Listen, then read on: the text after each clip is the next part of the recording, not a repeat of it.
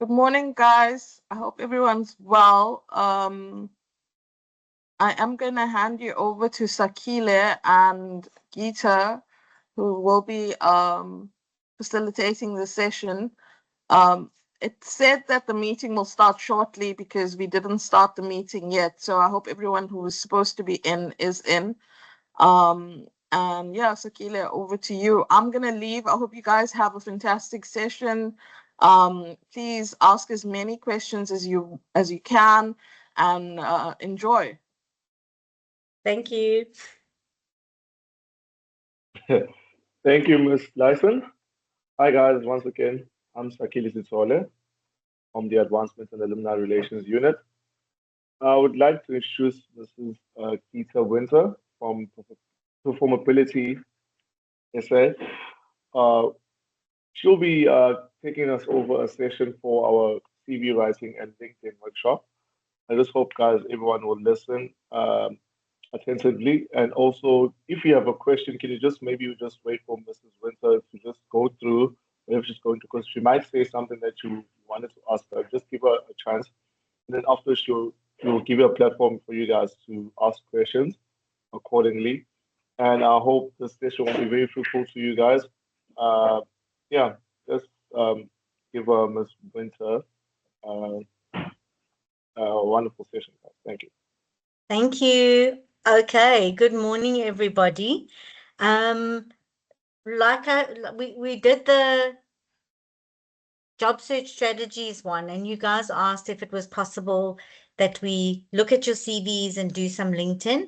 And I think we've gotten to the sticky end of the year where you kind of you pretty much need to be in the job market now. So I don't want to talk too much. I want to make this session as practical as possible so that you leave here with as close to a completed CV and a good start on your LinkedIn as humanly possible. So the session is for about 3.5 hours. And what I'd like to do is try and spend about half the time on your CV, maybe a bit longer on your CV. And then the balance of the time, I want to kind of work on your LinkedIn profiles. Because if we can get the basis of both of those done today, you should be able to build on that and have workable things to kind of drive you're applying for jobs and being visible and presenting yourself as a brand on LinkedIn. So I'm going to skip some slides that you see in my presentation. If you want me to go back to something, please unmute and shout, because on the presenter mode, I cannot see the chat. So I need you to please just unmute and ask a bunch of questions. Please stop me when it's not making sense. And because this is a very practical session, it would help me if you could put video on. Nobody expects you to be dressed up today. So as you are is really good. That wasn't the point. But to really just engage a little bit, because the more help you get on your actual document, the better it is for you. There's going to be more activities for you to do than me talking. So if you don't do those activities, unfortunately, you're just going to have a lot more work to do afterwards. You'll have seen in the email, just for some house rules, that there was a deadline for you to have submitted the CV that you'd like for us to review. And that is because it can't be open-ended, because we need to close this off, because there are 200 students to review. And we also want it to be ready to go when you guys need to be in the job market, which is pretty much now. Everybody good? You'll see that in the chat, there is a document that I have put there. I need you to please download it. It's input data for CV. We're going to be using that shortly, and that document needs to be saved because you're going to upload it into one of the GPTs for you to use on your CV. Okay. And then we are good to go. Anybody have any questions now, comments? Are we good? Sorry, ma'am. Can you please resend the document? I just joined in. It doesn't And you appear in can't my see it. chat. Okay, no Yes. worries. I'll add it again. Happiness. I'll do it now.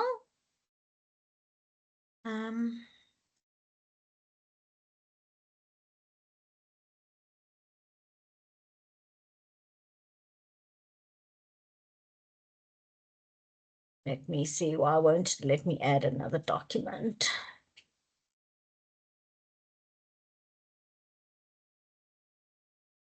Okay, I'll try add it in as we go. Okay.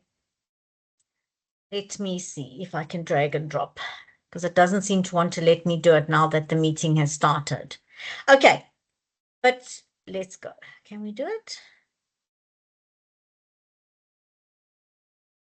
All right, cool. Okay, it's not allowing me to add another one in. So Sakile, if you could please add the document back into the chat for me, I'd appreciate it. Okay, just a second. Thank you. All righty. While he's doing that, let's do this. I would like, you can use any emoji, any reaction that you want. Has everybody or anybody here ever purchased something online? Thumbs up, any smiley face, anything. Have all of you ever purchased something online? Yes, loads of us. Okay, good to see. Right. So it's fair to say that we all understand that when we buy something online, before we do that, we have to look for the item. So when, let's say, we were looking for, let's say, a pair of sneakers. When you're looking, now we all have our favorite sites, right? So some of us might love Takealot, some of us might like Superbalist, some of us might shop at Nike itself or at Converse. That's our place. But regardless, when we go on to search for something, do we just go, I'm looking for Takis? Has anybody done that? You're looking for a pair of sneakers, you go on to Google and you write Takis. Hands up or shout out. Do you do that? Do you say, I'm looking for Takis? No. Okay.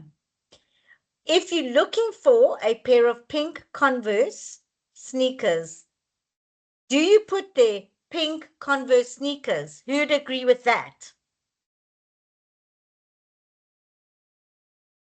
Guys, this is a participative session, so I need you to engage because this is how we're going to learn. Pretty please. Thank you, guys. Right, so you're looking for pink Converse sneakers. That's what we put online. Even if we went onto Converse itself, you've got a whole bunch of filters. You can choose your size, you can choose the color, you can choose the style, you can choose a million different things. If you understand that, you understand how a recruiter looks for you. We don't go onto Google and go team player hard working, because what is that actually going to give us? We go onto a specific platform, and let's say in this case, PNet, Careers24, Executive Placements, and even LinkedIn for that matter. And we go finance graduate, pastel, Durban. Because that's what we're really looking for. We're not looking for a pair of sneakers or a hardworking person. We are looking for something specific. So if you can just keep that in mind, that the words that you put in need to be the words that are found. So if Converse did not have any pink sneakers, it's going to tell you item not found. And if you think about it from a CV perspective, if I go put finance graduate pastel Durban and your CV doesn't have that, I'm not going to find you. And that's the point of having a well-constructed CV, because first of all, you need to be found, then you need to be seen, then you need to be discovered, right? So found means that your CV is somewhere, that if I put in basic search words, you're popping up. It then needs to be on a page that is reasonable for me to open. So let me give you an example. No recruiter is going to open CVs on page 500, which means that the most relevant CVs rank higher. Just like if you were shopping on Converse or Superbalist and you ask for pink sneakers, all of the pink sneakers are going to come up, and then the kind of pink sneakers that might not be in your size all rank lower down. That's really the premise of this. And that's what we're wanting to get to at this point. So every activity that we do today is geared towards making you found, seen, and discovered. Okay, that's the goal. And when we've worked on your CV, we're going to use much of the same data to get your LinkedIn profiles ATS or search optimized, because that's really what we're doing, so that now regardless of where I look as a recruiter, I can find you. The one thing I'm going to say is that, like anything, the poor quality input is going to give you poor quality output.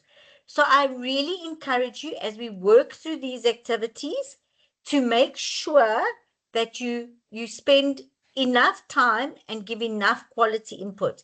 If there's something you're not sure about, this is an open session. Ask, because I guarantee you what you were thinking, somebody else may be afraid to ask. So this is a safe space. My job is, my only objective is to help you, not to judge you, not to question you, is to get you as market ready as humanly possible. That's the goal. Right. Are we ready? Does anybody have any questions before I share and we start? Are we good? Okay, can we see screen now? Not yet. Let's go back here and share screen.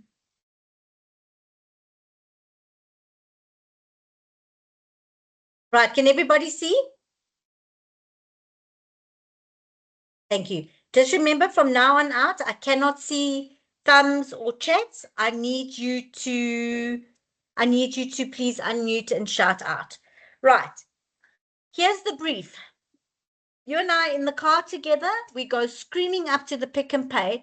I park in an illegal spot. I give you 20 bucks and I say, go into the shop and get me the very best shampoo you can get. And you get to the shelf and this is what you see. Which one are you buying for me? More than one person, give me an answer.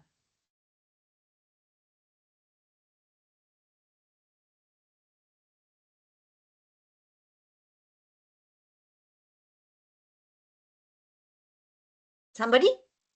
Which shampoo are you buying for me? If I asked you to get me the best shampoo with 20 bucks in 5 minutes. Pick one. Well, it's more or less the same. I think that's why they are quiet. That's exactly right. So pick one. So I'll go with D because right in front of me. Okay, good one. So, and it's a good reason. It's right there. So cool. Okay. Anybody else? Pick one. I'll pick D because D is the one in the front. D's in the front. Lovely. Somebody else? I'll take 8 because I always take from the back. You take from the back. Very good reason, because you think that's the one that's been less tampered with. Probably a good answer. Here's the reality, and you are quite right. They are exactly the same. And if you turn them around, it would probably be squeeze, lather, rinse. And the truth is that 99% of graduate CVs look like this. Can't tell them apart. There's your name, your qualification, where you went to school, and that you're hardworking, dedicated team players. And on that basis, recruiters or hiring managers are expected to pick somebody. And what do? We either pick none of these and we go to checkers instead, or we pick the one in the front because it's just easier.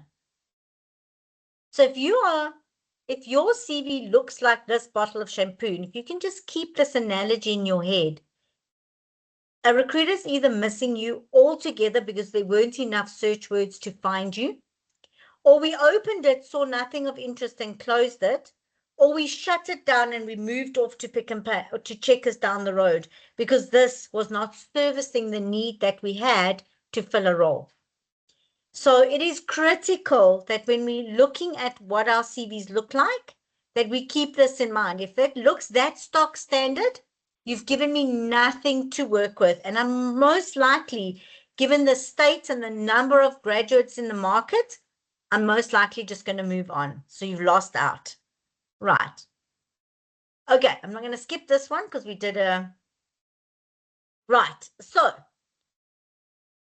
very often, most of what grads tell me is that I don't have a lot to put in my CV, or I don't really know what to say, or I haven't been able to assess strengths and weaknesses and all sorts of things. But the reality is that we often have way more than we think we do. So has everybody downloaded and opened up the CV input document in the chat? Because we're going to use it now.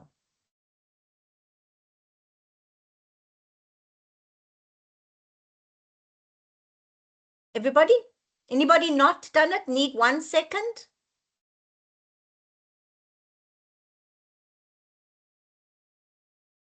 Guys, remember, I can't see chat. So if you need help, you need to shout. Or if you're all ready, you can just hit me with a thumbs up. I should be able to see those. You've downloaded Yeah, and Ronald's also sends it also. She sends it again on the group chat. I mean on the chat box, so they can also check the chat box. If not, just open up a Word document and start typing, because it will also be sufficient. Okay, we're good to go, guys. Right. This is what we want you to do now. We want you to write short sentences. We're not looking for essays. We're looking for bullet points that are specific, right? Because remember, what we're trying to get out is suitability. It is alignment. It is keywords. It is something that gives you more. So the first thing I want you to write down or type in that document, because we need to save it for to upload into a prompt. Why did you study what you did? So not that your mom made you, or that it was the very last thing you got. Think about, why did you continue? Because very often at the end of first year, you could have used your credits and changed. So really, why? Because it says something about you. It says something about your natural attributes that lend itself to specific roles. So why did you study what you did?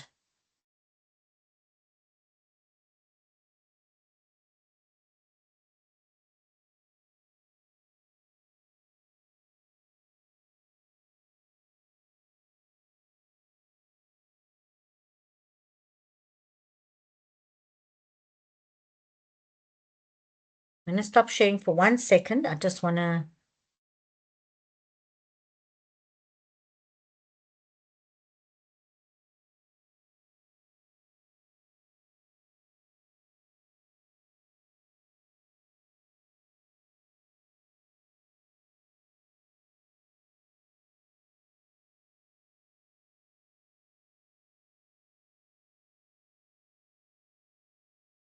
Okay. Right, everybody good? I was going to share this as a... Good, right. The next question you want to be answering is, during your studies, where did you excel, or what modules did you love the most? So you may not have got a distinction for it, but you really, really loved it. What was that?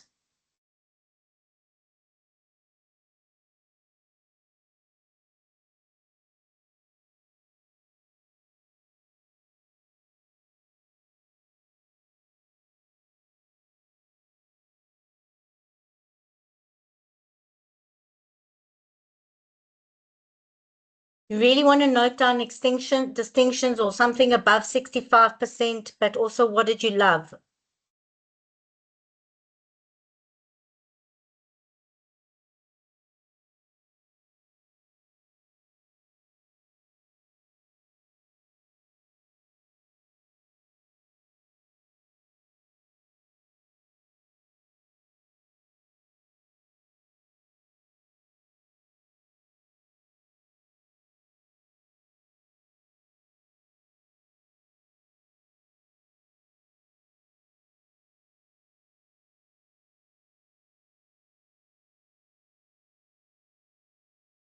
Again, short sentences.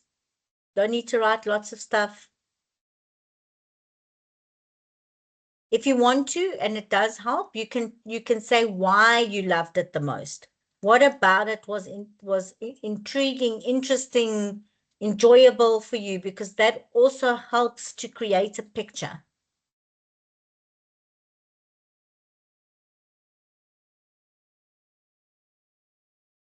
Cool? We good to move on? Okay. Now I want you to dig deep, because this is often something we forget because it was the worst and we just wanted to get it done. Think about all of your projects and assignments, specifically group ones, not specifically group ones, but those ones sometimes say a little bit more about us. What skills do they demonstrate? So let me give you an example. Let's say you're an HR graduate and you did a project where you analyzed a number of HR policies or employment contracts and you compared them against legislation and you came up with an audit report and you had to write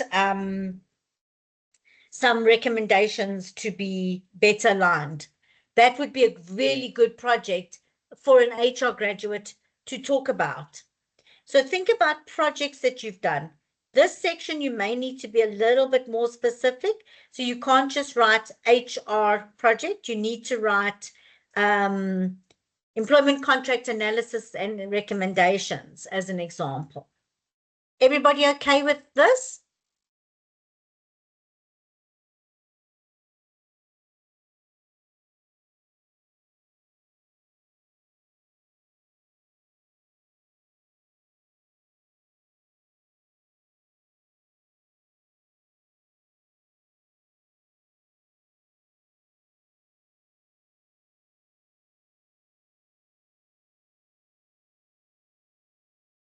You want about 2 or 3 here.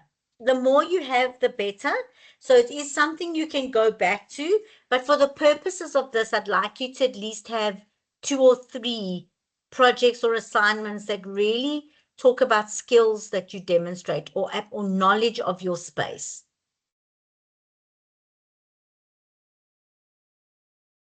Sorry, ma'am. Yes. I don't know. I want to ask. I don't know if the document is being shared. It is there on the chat, but if it isn't, you can just type it into a Word document yourself, but it is there in the chat. It's called Input Data for CV. No. I mean, like when I type in my answers, like someone erases and then they write their own answers. I'm not sure if like it's live shared or. No. It should be, if you've downloaded it yourself, it should be yours alone. Okay. Does that answer the question? Am I understanding correctly now? Yes. Okay. All right. Cool. I just want to see if I can change the gallery, the view, so that I can see you and this thing together.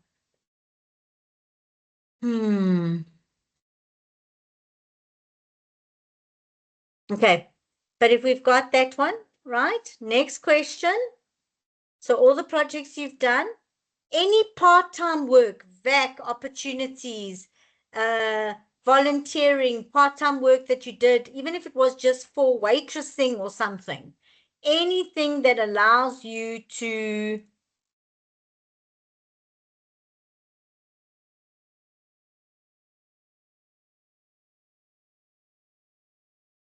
right, I'm going to go with this one because it's a little bit, gives me more. Right. I can at least see a bit of the chat. Right. Anything that you did. Now you want to list it. I was a retail sales assistant at Foschini for 2 years. you want to think about any VAC work volunteering that you did. Again, think about the basket of roles that you're likely to be applying for. Maybe, though there are some that are more aligned, but if not, rather write everything. At this point, we don't have to write a bunch of duties, just list the job titles and what you did. Hi, Miss. Could I Yes, just interrupt? of course. Could you please give a different example? I'm in IT, and for Yeah. me, it's still seeming quite a bit abstract. I'm still not coming down to a conclusion. I'm referring to the projects and assignments question that we just previously answered. Okay, so tell me about the last project you did. The last project that we did Hmm? was, sorry, can I just, I'm hearing an echo. I can't hear it. No, I think I'm hearing an echo because I'm actually connected to two devices, but I can't hear you now. Let me just disconnect. Okay.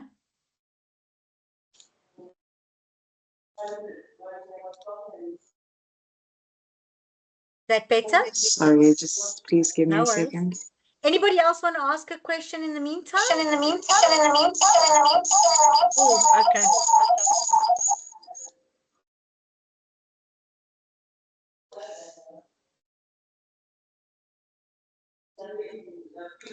Okay, so the last project that we did was Mhm. for business information systems. That was one of my majors.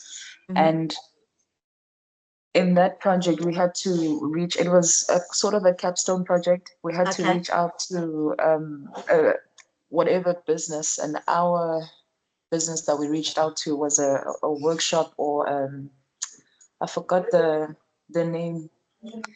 It was but basically we were fixing automotive parts. That was the type of business that we reached out to. I'm a business analyst, or rather, my stream of work is in business analysis, Mhm. and so that was about it. Okay, what was your role on that project? We had no specific roles. We just separated the work amongst us. Okay, but what was the purpose? You had to fix automotive parts. So what role did you get? What was your role on that project? You split the work, but what did you do? What components of work did you do? Okay, so I remember writing out the requirements. So you did a business Needed. specification. Pardon? So you did the specification, the business requirements document. Yes, I remember doing that. Okay, so that's what a business analyst does. That's the first role of a business analyst, is it not? Yes, it is. Okay, so do you see what I mean? That project directly represents your ability to compile a requirements document, which is what a business analyst does. That's simple. You see? Okay. So you've literally told me that you can do what a job spec might ask of you. Yes, you might not do it to the degree an experienced person is, but you know how because you've actually simulated that. So as you're speaking, I'm actually typing out. So compiling requirements. Yes. For a client. Yes. Should that be sufficient? So did you actually spend time in the client's environment? So did you go and do an as-is situation and then have to come up with a to-be situation and do some observations and look at documents? Did you do that? Well, to be quite honest, we should have done that, but the company that we were reaching out to was all the way in Joburg, so that was quite impossible. Oh, bugger. We didn't Okay. do much of that. Okay, but that's not the only project you've ever done. So think about all of the projects that you've done that would contribute to a basket of knowledge or skills for your stream. And I promise you, none of your projects, and I know that we all as students think, oh, that was a waste of time, or I didn't see the point of that. Or that seemed daft. You know what? They're not that daft. Every single one of them got you to unpack your knowledge of something. and apply your thinking to something. And that's what you want to do. Think about all of those things, because I promise you, you have a lot more than we think we do as a grad. So does that make sense? Does anybody else want to ask about one of their projects before we move on?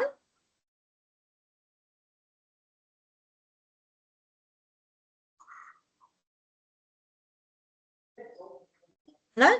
Okay. Anybody run a side business? So a side hustle, whether it's not what you think is an actual business, but you actually earn money doing something on the side.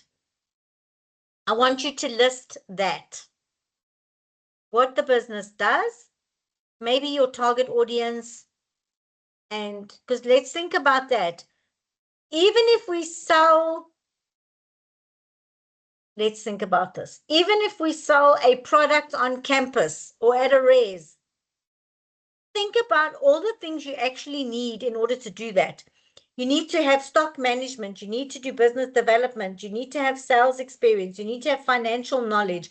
You need to be able to negotiate with suppliers. You need to be able to understand logistics. How am I getting my product to my person? Yes, it sounds easy, right? This person's on campus. You've still got to make arrangements to get that stuff done. There are a lot of skills that you have when you run a side hustle to earn money. So think about those things. What do they say about your abilities?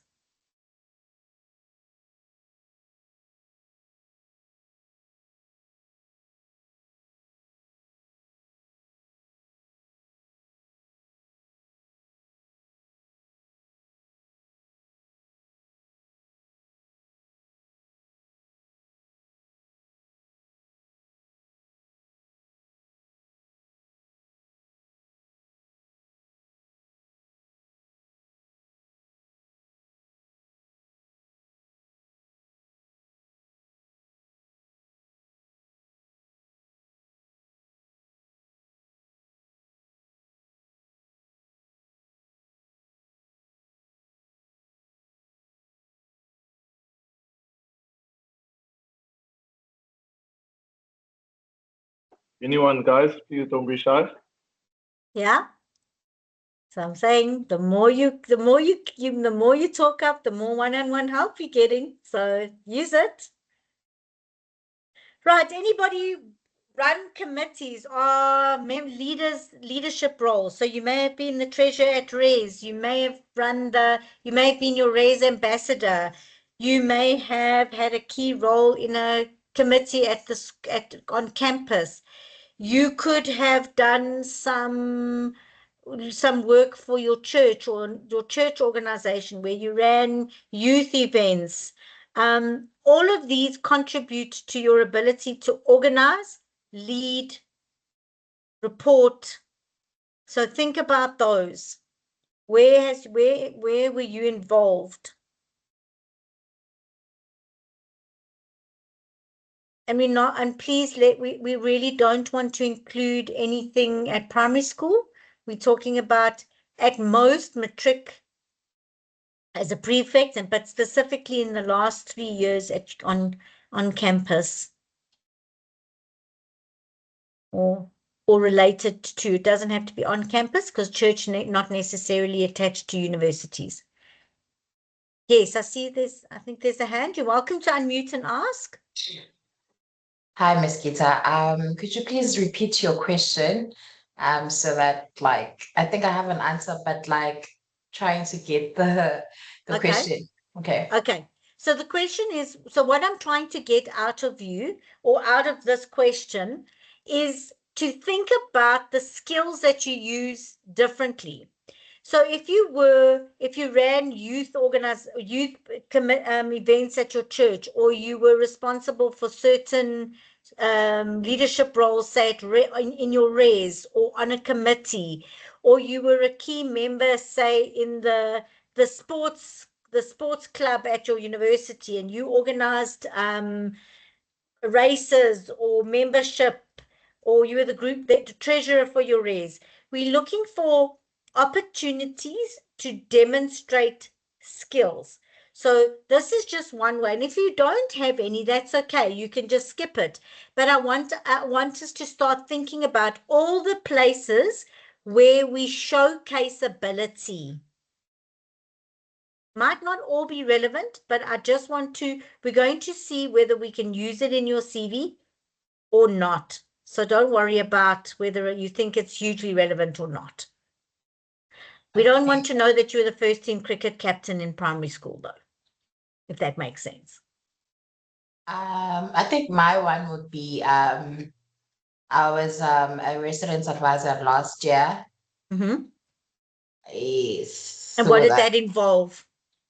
Okay, so basically it involved basically you're the mother to the students.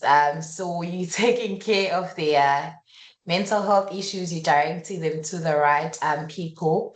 So mostly you'd liaise with the other departments at school, those supporting departments.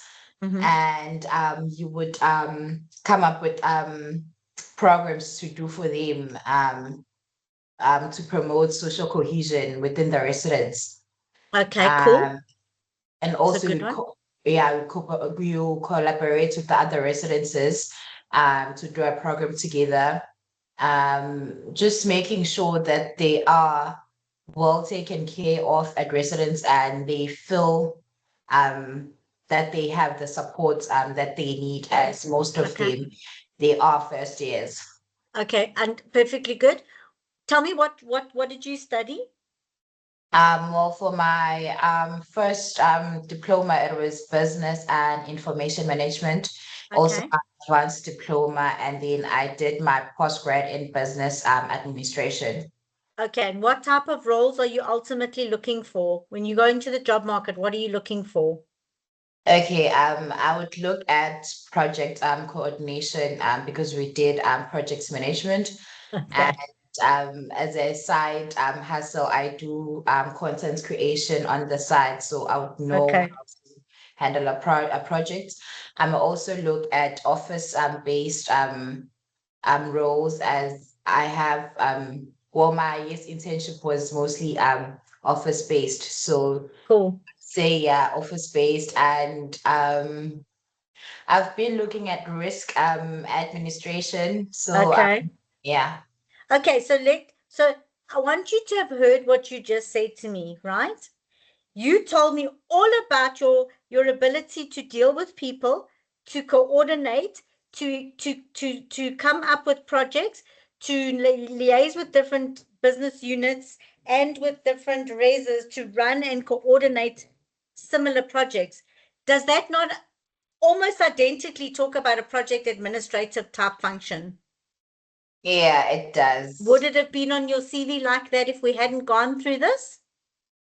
No, I've never thought about it that way. You see, But yeah, that's what I say. We always have more than we think. Sometimes it's just the way that we tell it, right? yeah. We own the story. We can pick the bits we want to talk about. This is a great one to showcase your ability. You've done this. You're good. Make sense? Yes. Yay. Thank you. Oh, yay. Right. Anybody else want to ask a question at this point? If not, we can move on to what are you most proud of to date? So again, it could be something that a distinction. It could be that you passed at all, right? Because sometimes, again, I'm going to say to you, context matters. How we did something makes a difference. So even if you failed something and redid it and then passed, but at the same time, your mom was ill in hospital. Your family was going through something hectic. You or yourself were ill, and you still managed to achieve that, or you persevered through something. Those speak volumes about you. So think about what are you most proud of to date?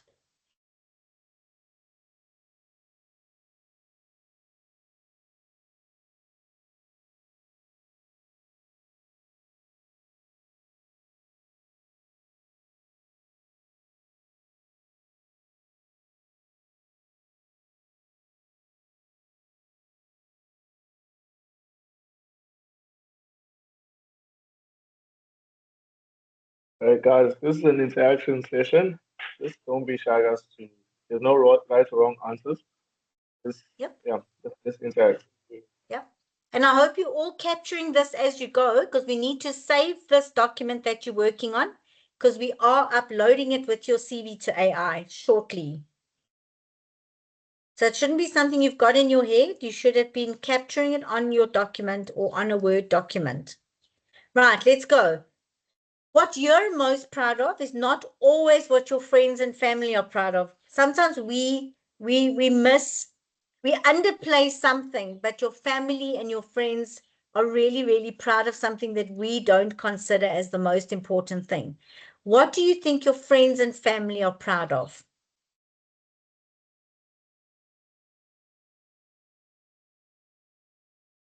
Sorry, ma'am. Yes. I'm sorry, I have a question on the previous question that we spoke about, right? Sure.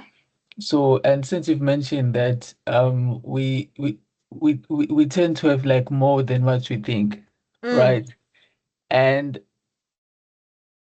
okay, personally, the leadership role that I've partaken in, or well, currently, it's kind of like the direct opposite of my industry because I'm an IT student, Okay. right? So I wouldn't know how can I can align that in my CV with like Okay. my industry, Okay, tell me what you right?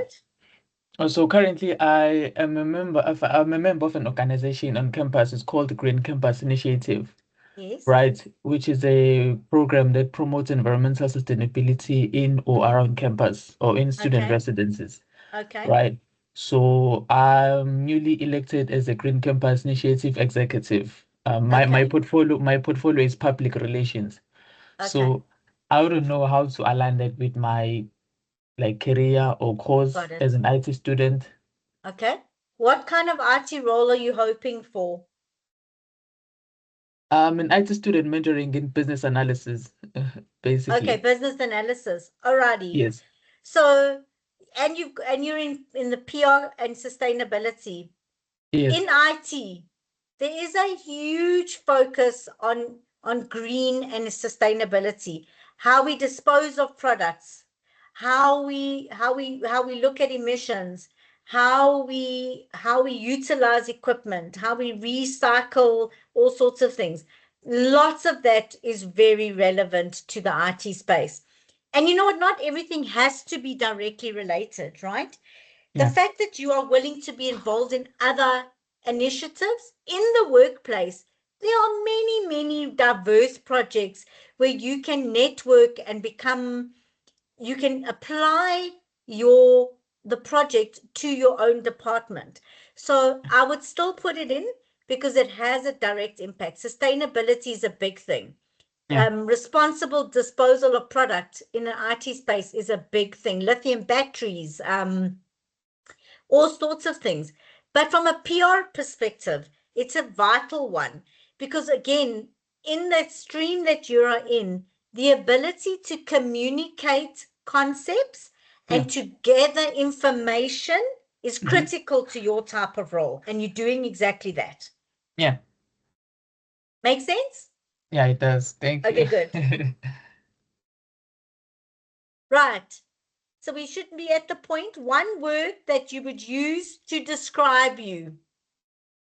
Yourself, one word.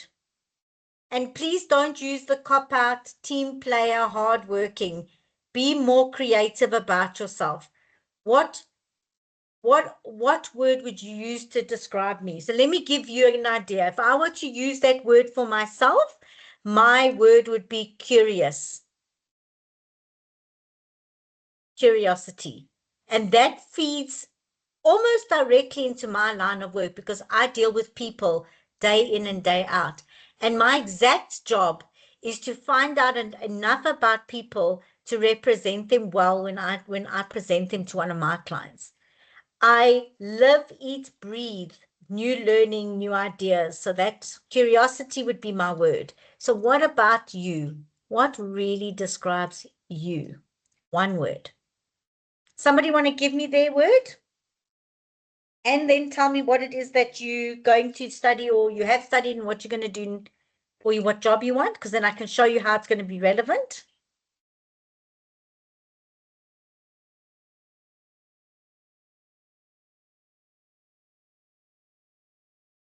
Somebody? Be brave, otherwise I'm going to pick somebody. Okay, go. There we go. Thank you. Self-developing. Self-developing is my word. What's the one word? It's self-developing. It's research word. I think I just made it up. Self-developing. Okay. That's a good word. Yeah, that's a very good word. Self-developing is a good word. My question to you would be, you don't have to answer it now. How would I see that on your CV? So have you done extra courses? Have you watched Udemy? Have you done Udemy? Have you watched YouTube? Are you following blogs, newsletters, articles in your space? Because that's how you represent what you said you did, right? I saw another hand. Do you want to give me an example? Yes, I can describe myself as a person who has empathy. Empathy. Okay, tell me Choose what you're going to empathy. apply for. Yes, I choose empathy because I'm doing disaster risk management. Why I chose this is because when people are faced with flooding or fires, I always show empathy, meaning that I'm able and I have the way of communicating with them, showing them love in support. Okay, it's a good word. Empathy goes a long way in a workplace. It definitely demonstrates EQ. It's a very good one for your space. So that's a good one. Well done. I see another hand. You're welcome to go. Oh, okay. So my word that I'd go for would be like critical thinker. Okay. All right. As And in what are you applying to? IT. I'm a business analyst. Okay, you're a business So analyst. Okay, critical thinking, that's a good one. It's a very relevant one because, you know, when you're expected to come up with a 2B situation, your ability to critically analyze things is absolutely, that's a good one. Very nice one. Okay, last one. Owen Tuli. I don't know what is your first name? Obuhle. Asanda, for easier pronunciation is okay. No, I think I can get Obuhle. No, ma'am. Did I do it right or not? I'll forgive you. I'll give you grace. It's fine. Okay. It's fine. So you had already answered me, but then how do I then translate that on my CV? Because all that you just described was exactly me, but how would that be transferred, or how would I communicate that on my CV? Okay, so just put the word there, self-developing, and then we're going to look now at how we're going to put that on your CV in a minute. Okay, this next question, if you haven't done any internships, you're welcome. Oopsie, you can skip it. And then the last one I think I want you to do is, what are you naturally good at? Again, problem solving is a cop-out. I want you to think about what you are naturally good at. And sometimes that aligns with where you excelled or the modules you most enjoyed. What comes easy to you? What comes easily to you?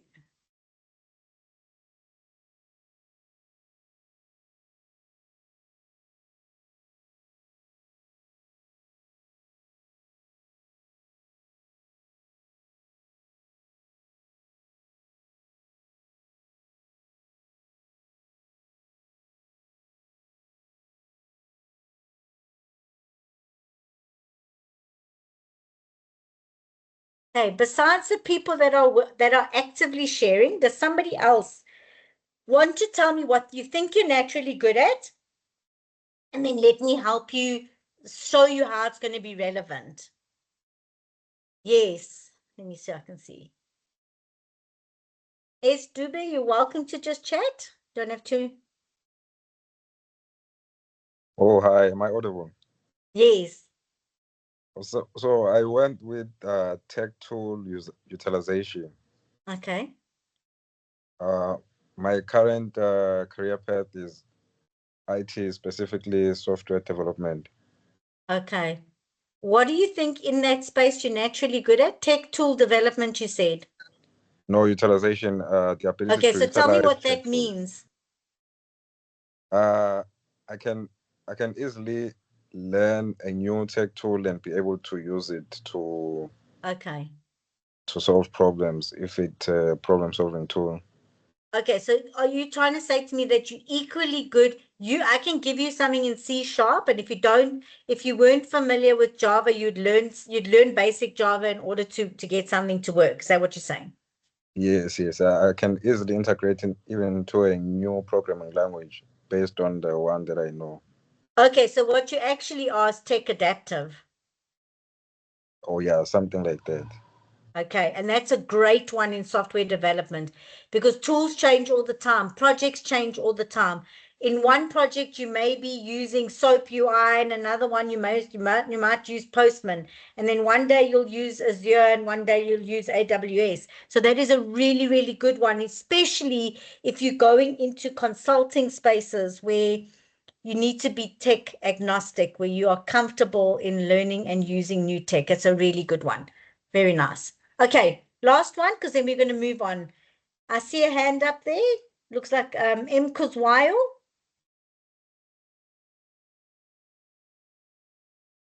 Yes, ma'am. Yes. What What are you was good the at? question again? Okay. What are you naturally good at? Oh, yeah. So I would say that I'm creative. Okay. As an IT student, once again, out majoring in business analysis. So what business analyst usually does is that we tend to look at the existing operations of the business, right, of an organization. And then we then see what are the operations or functions that we can improve, right? Looking at the customer requirements and the competitors of the organization around. So I don't know if that would be regarded as being creative. Yes, it actually is, because what you're doing is you are looking at all possible solutions, some of which may not work, but that's actually okay. It's the fact that you have the ability to explore diverse solutions that is very critical. That's a great one. Keep that one. Right. Okay, thank you. Okay, T. Colbeck, last one. Hi, Ms. Chita, how are you? I'm well, and you? Good, thanks. So something that I'm naturally good at, I've been told for quite a while, is writing, which also falls into my love for poetry and communication as well. The course that I'm currently doing, I've just finished my postgrad, so I'm doing public relations and communications management. Okay, so if you take that and you think about what your role would be, and it's actually storytelling. You have the ability to use words to create a connection. That's what you're really doing with poetry. That's what poetry is. It's the choice of words to create a connection, that visual, something that we attach to when we read those words, hugely relevant for PR. Do you see? Yes. Would you have used that on your CV otherwise? No. No. Probably not. Do you see how relevant it is? Yes. Thank you so much. Yay. Right. Has everybody saved this document now, please? You need to save it as CV input data because we're going to upload it very, very shortly. Right? Yes. There's a question. You're welcome to unmute. Yes, ma'am. So if you don't have any answer for like one or two questions, is it that wrong? No, it's not. It's not a train smash because we're going to use it anyway. And afterwards, you can always go and edit it because you'll see as we go why it makes sense. You can go back, fill in some bits, re-upload it before you send it to me to audit. Okay. Okay. So don't stress if you've got nothing. You've got something to start with. That's what's important. All right. Okay. I want you to think about this. We've talked about it a little bit. Your CV is not for you. It's for me, the reader. So if it doesn't make sense to me, it doesn't make sense, right? So in your head, you may know, but I do exactly that. But if I can't see it on your CV, I won't ever know that. So when you're compiling a CV or a document or an application, think about what does the reader need to know? And have I really demonstrated that? Because if you haven't, you're doing yourself a disservice because I can only make a decision based on what you give me. And what you give me also needs to be in a way that aligns to what I'm looking for. So when we were talking about those things, you've got more. But if you wrote there, Res caregiver. Unless I understood what you did there, I would not know how to connect those dots. Okay. Please just remember your CV needs to be up to date all the time, because if you've learned Excel and you haven't added it, I'm going to assume you didn't learn Excel. So it helps. And you need to be where your audience is going to find you. And really what that means is you need to understand that you might think, oh, I'm going to be on PNet, but not all recruiters use or pay for PNet, because we have to pay for these systems. For you to load your CV, it's free. So recruiters may only buy or purchase access to one platform, not all 4 or 5 of them. But you want to be caught or seen or found by lots of recruiters. So you need to be everywhere. And I'm going to give you the list just now, so don't worry. Right.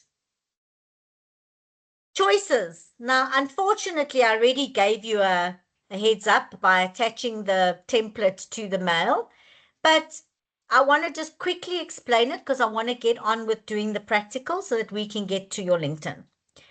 Option A is very nice, great, it looks good, but an ATS system or the tool, what we think, what would screen your CV out would be better on B than A. And here's why. This is text light. A is text light.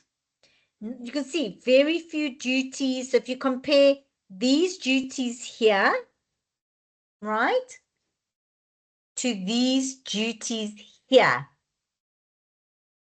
this one gives you more opportunity to put the right keywords in and to tell me your story.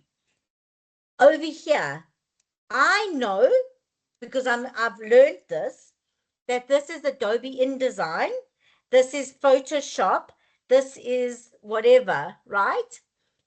Illustrator, InDesign, Photoshop. But AI systems, the ATS system that is screening your CV before I look at it. So if I put InDesign plus graphic designer, poor Tanya's CV wouldn't come up because the system doesn't know the difference between this PS and her photo. It looks at it the same. It's just a blob. So poor Tanya, even though her CV looks great, I would not likely to have seen her. I would have seen this CV though, because everything's text rich, data rich. That's what we want. So the template that I sent you, or one similar, is good. And I want you to open up that template now where you've pre-populated your CV, because we're going to quickly screen through the basics to make sure that your CVs are good to go into the next activity. Right, so I'm going to give you 2 seconds. Please open up the CV that you were supposed to have ready for this session.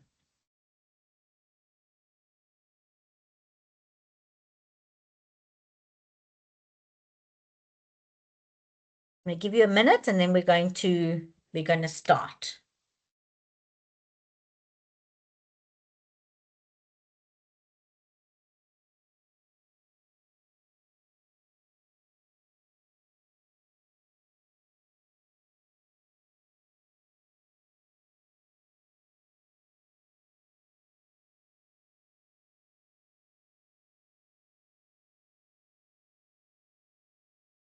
Okay, have most of us got our CV open? We ready to go?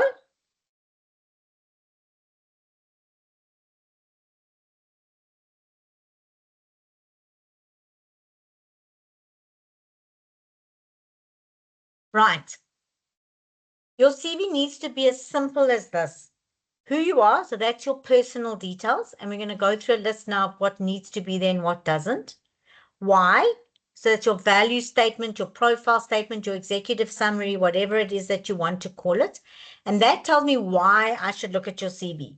So again, not hard-working team player, because you could just as well be the house sitter or the pet sitter and not a business analyst, for an example. So I really need to understand your why. Where? So where did you get your qualifications? Where's your work experience? Where do I see the relevance to the role that you've applied for? What would be the duties? It's the things that you have done that demonstrates application of skill. This is a nice section if you haven't done a lot of work, where you can use your projects. What did I do on those projects? What was the outcomes?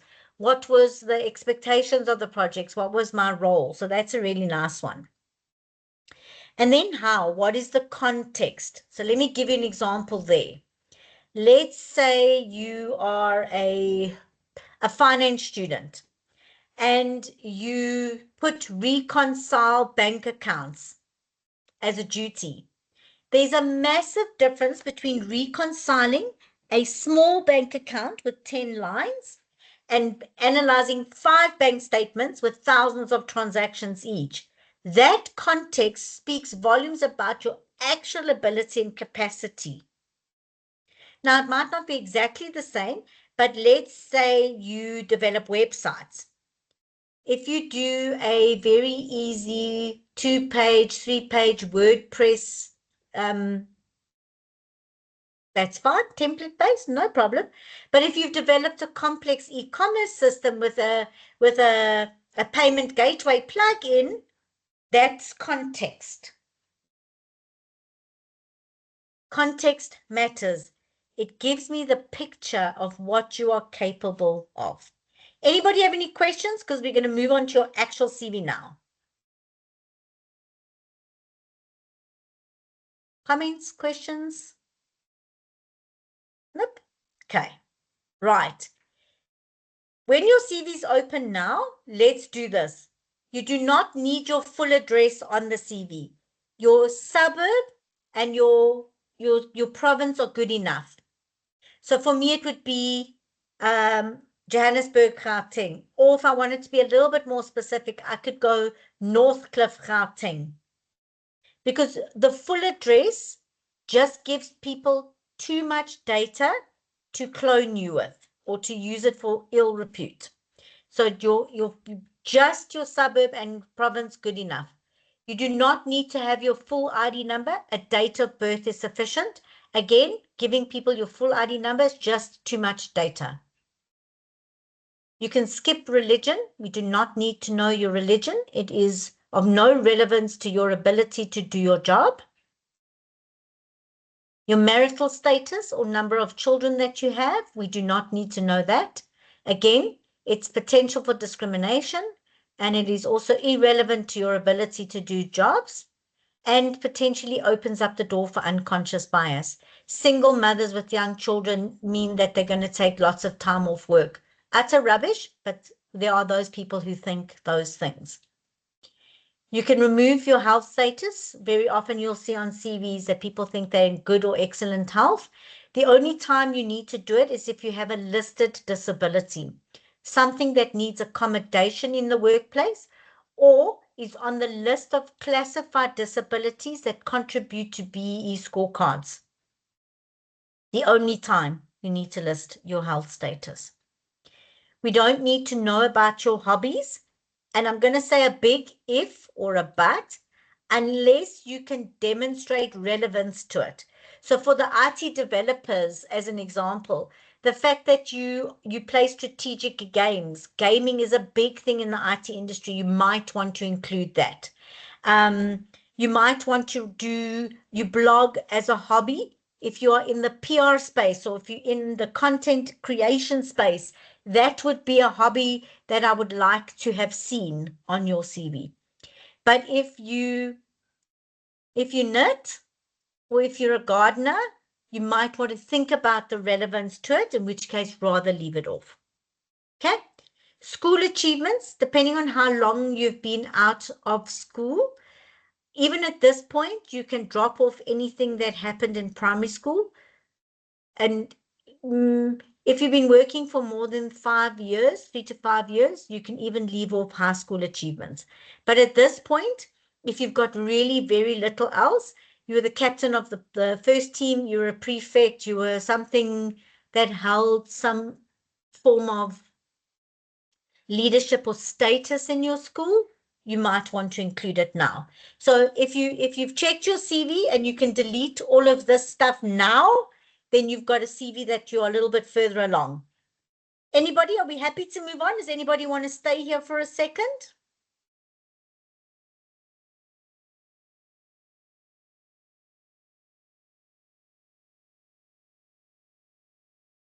3, 2, 1, done. Cool. Right. Here's what you want to double check on your CV. Do you have dates? And by dates, I mean, have you listed your qualifications, the institutions, and the date you completed? Now, some of you may only be formally graduating this, let's say now, May, June. You want to be able to write graduating in June. But if you've worked at jobs, you want to have the start date and the end date of every job, every position you've held. So if you were the treasurer at RES, you want to say from January 2024 to January 2025 or whenever the period was. This includes matric. So the year you completed matric, the name of your high school and the qualification. And everything must be in order from the most recent backwards. So not matric first, then, because very often what we've done in the last little while is more relevant than something we may have done in the past. That includes your jobs or any jobs that you've held from the most recent to the oldest ones. Every job must have a name of the company, the job title, and the duties that you performed, including any VAC work, volunteer work, part-time jobs, all of these things. You need to have a skills section, so specifically for IT grads or finance students, or where you've used specific technologies, methodologies, all of those things must be here. For IT students, you maybe want to start giving some form of competency. So yes, you may have used Python, SQL, R, C#, Java, HTML. You might want to talk about those that you're most competent in, because that would be your primary IT skill set. For BA, for business analyst, you might have used Visio, you might have used BMN, business notation. What was that thing called? BMP something. I can't remember what it's called now. You may have used other forms of software you may have used Draw.io for process mapping. You could have used all sorts of things. So just you want to list the skills that you've got. Finance students might have used Pastel, QuickBooks, Xero. Anybody who works in payroll might want to use Pastel Evolution, Sage 300. But think about what you've got. If you've used Excel, please also remember to put a level, because there's Excel like me. I can do basic formulas, input into cells. And then there's the clever people. You can do VLOOKUPs, pivot tables, all these other things, fancy things that you can do. Okay. Context, you want to double check if there's context. So I reconned 5 large volume bank statements rather than reconciled bank statements. You want context. I developed a complex e-commerce back-end or whatever it was, context. You want to have a value proposition in. So what are your achievements? Have we got an executive summary in there? And then you want to check consistency, spelling, and grammar. Have you used the same font throughout? Have you used the same bullets throughout? Is the font size the same? So your headings are bold and darker. Are they bold and darker everywhere? Is your bullets the same size? Are they all aligned in the same place? And have you double checked spelling and grammar? Please, I beg you, pretty please. When you do spell check, please read it, because sometimes spell check picks up the correctly spelled word in the incorrect context, and it doesn't look great. Let me give you, so for the public relations graduates here, or the people looking for that, I saw a CV a couple of weeks ago where the person wrote pubic relations officer.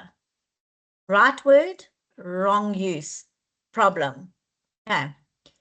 And then if you've got any links, so links to your LinkedIn, links to GitHub, links to your blog, any links that showcase work, portfolio of evidence, you want to be including those on your CV. So if you can quickly skim your CV, make sure that we've got these basics right, add or amend anything quickly, save that version, and then we're going to move on. Anybody have any questions? Please shout anytime, but now's good while everybody's quickly checking.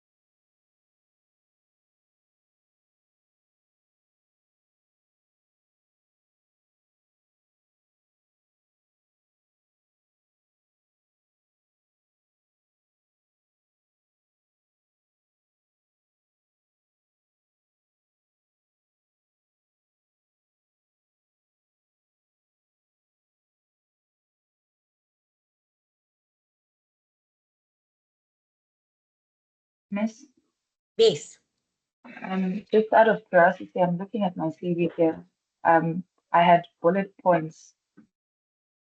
I don't know, a sort of design when it came to the bullet points. I just wanted to know, did that ever affect, because you spoke about that creative or AI generated CV. So could that be another reason or another thing that affects? No. As long as your bullets are not in a table, so you haven't actually created a table and populated a table, bullets have no impact whatsoever. Okay, thank you. Yeah, bullets are good. Yes, I see another hand. Is Dube? Oh yeah, so I have a concern here with my skills section as well as the experience section. So for skills, I grouped them according to categories. Like I have soft skills, and then I listed them in a single line list, and then I have programming and frameworks, and then I listed them in a single line as well. I have databases, I have IoT and embedded systems, and then cloud tools. I'm not sure if that's the correct way of listing my skills. It's not incorrect. All you need to think about is readability when a person sees it. So a long list is very hard to track. So if I were you, I'd put the databases and then create a bullet point thing so I can see SQL, Oracle, whatever, DB2, whatever databases you've used. And then under cloud tools, you want to do the same, because just think about the way that a person scans information. It's much harder to read in a long line. But splitting it is not a problem. Categorizing it, not a problem. Just don't put it in a table. Oh, okay. And soft skills is also not a bad thing, but just read those soft skills and tell me if I read them, would I be able to tell you apart from somebody else? Or does it say hard worker, team player, problem solver, analytical? Because that's what everybody writes. Oh, yes. Yeah. For the first two, I have those problem solving, analytical, and then attention to detail, communication, cooperation. Yeah, you see, it sounds same, like same, but different. We'll rethink about better ways to word it, and I'll help you with that just now. Okay. Okay. Awesome. But yes, good to have. I'm glad to hear you've got a good skill section. Right. Any other questions before we move on? There's no need for a list of your modules that you did remove that, right? You can, yes. Unless, of course, you can, if your CV's got very little, I'd rather you use just majors. Because there's an if. If you apply for a job and it says must have had yada, yada, yada, and then you want to include it, but it also makes your CV very long. And quite honestly, I have not read everybody's modules on any graduate CV in the last 16 years that I've recruited unless I've been asked to, which has been twice, maybe. So there's not a huge amount of value to it unless you see in it something in a job spec that you think that would support. And we'll have a look at the job specs you saved for yourself now and see if we can figure that one out, okay?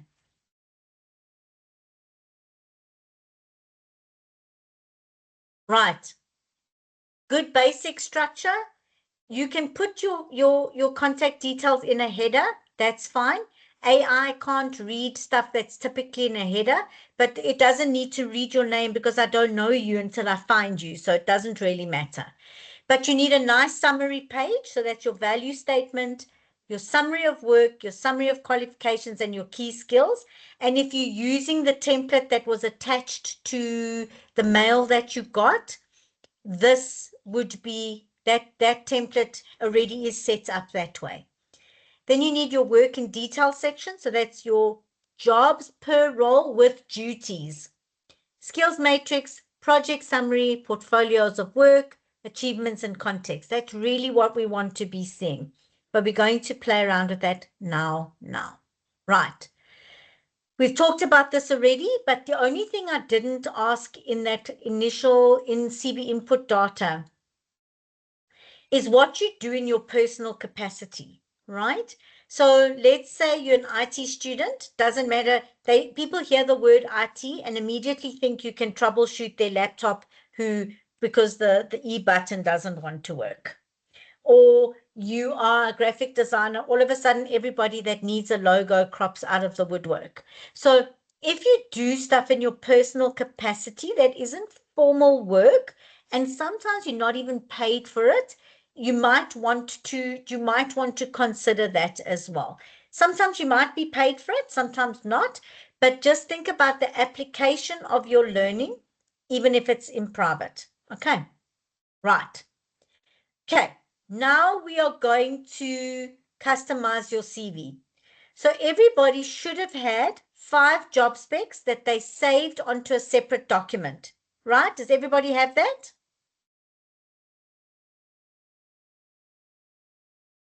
Anybody not have 5 job specs that they saved?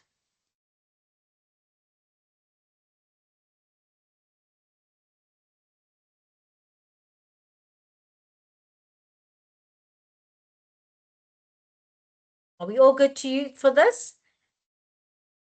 Because it's a big prompt, this one, and you need all of that data. Yes, no?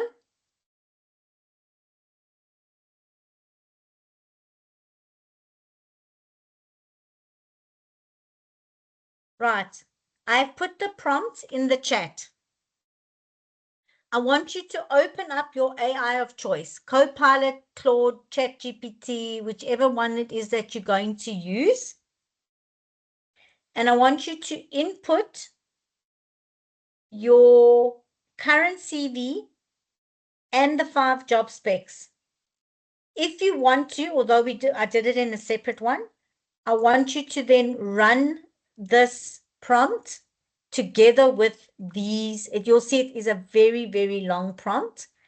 You are going to input all of this into your ChatGPT, and I want you to download or copy and paste the output, because that is what we're going to use to fix up your CV now.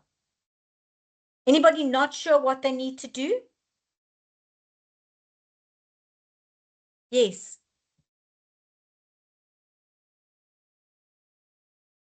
Could you please repeat yourself?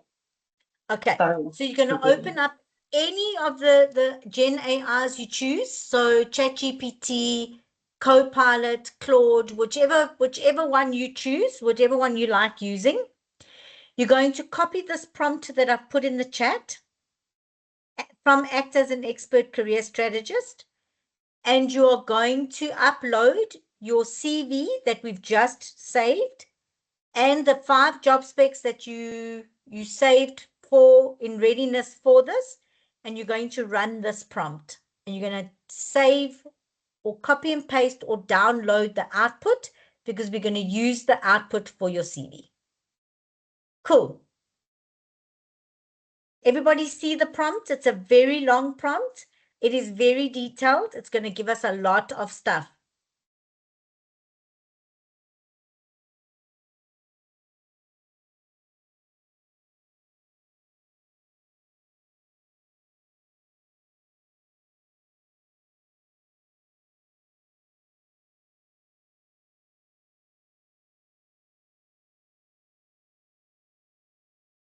Anybody need a bit of help with this one?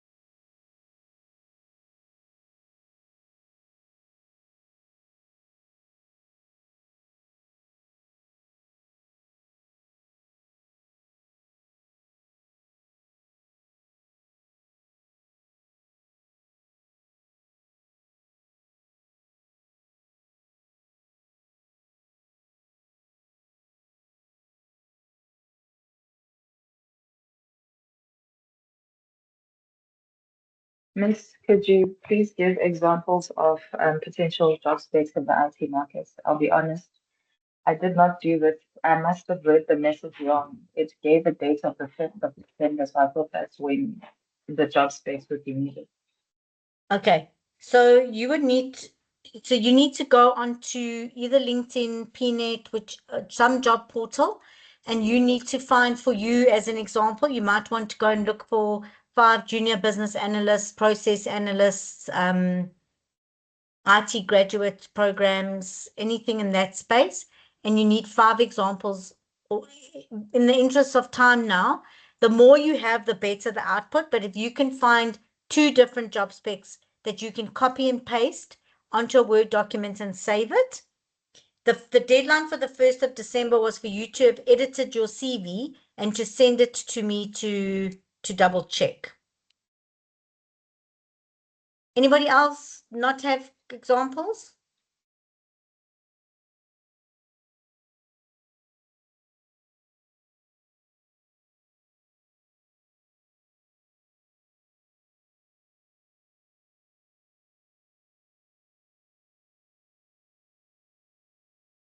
Okay, so if anybody's already run the prompt, are you happy to talk me or share the screen and show me a little bit of the output? Because then I can show you what it is that is important or how we can use it for your particular needs.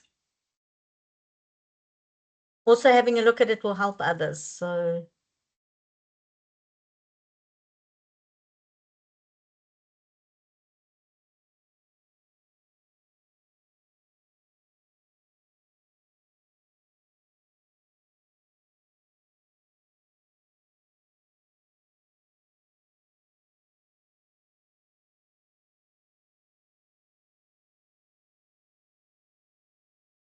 sorry, just give me 1 second while you're working on this.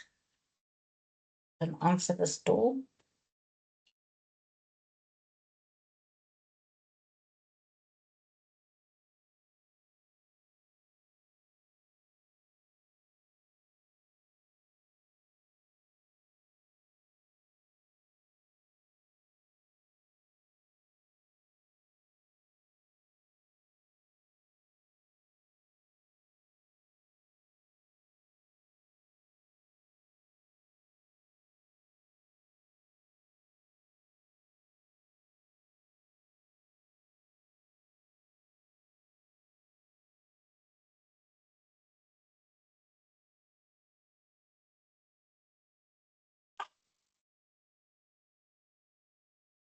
Right, are we good?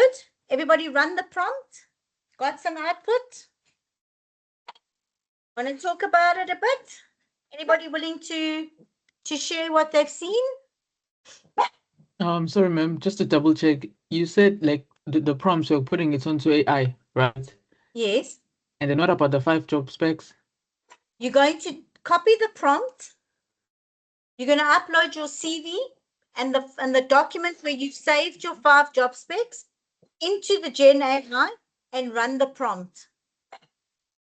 Okay. Does that make sense? Okay.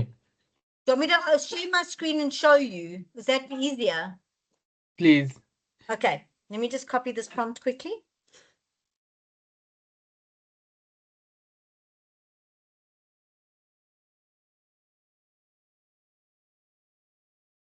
Sorry, I just need to do this whole authentication process thing in my Copilot.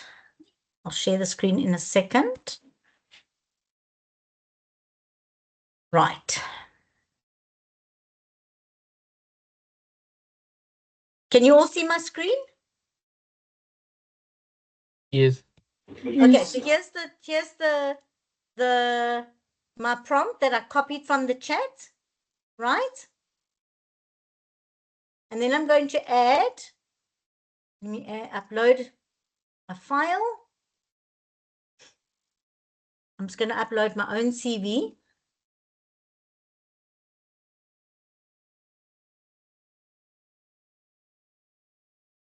Just quickly upload my own CV. So, because otherwise I don't have POPI compliance. And I'm going to add any job spec because I don't have 5 job specs of my own. So I'm just going to upload a job spec.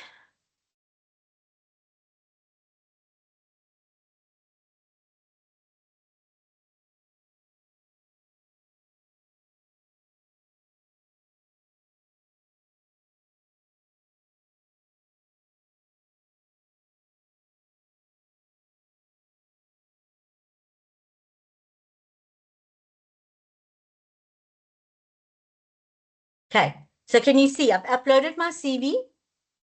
I've uploaded a job spec or 5 job specs, and I've copied the link, the prompt from the chat. Happy?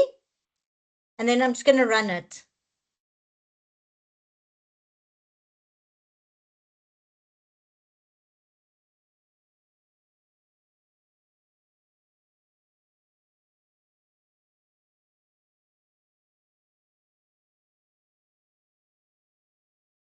Everybody following? Anybody not? Because this is a big chunk of getting your CV ready. This part is important that you get.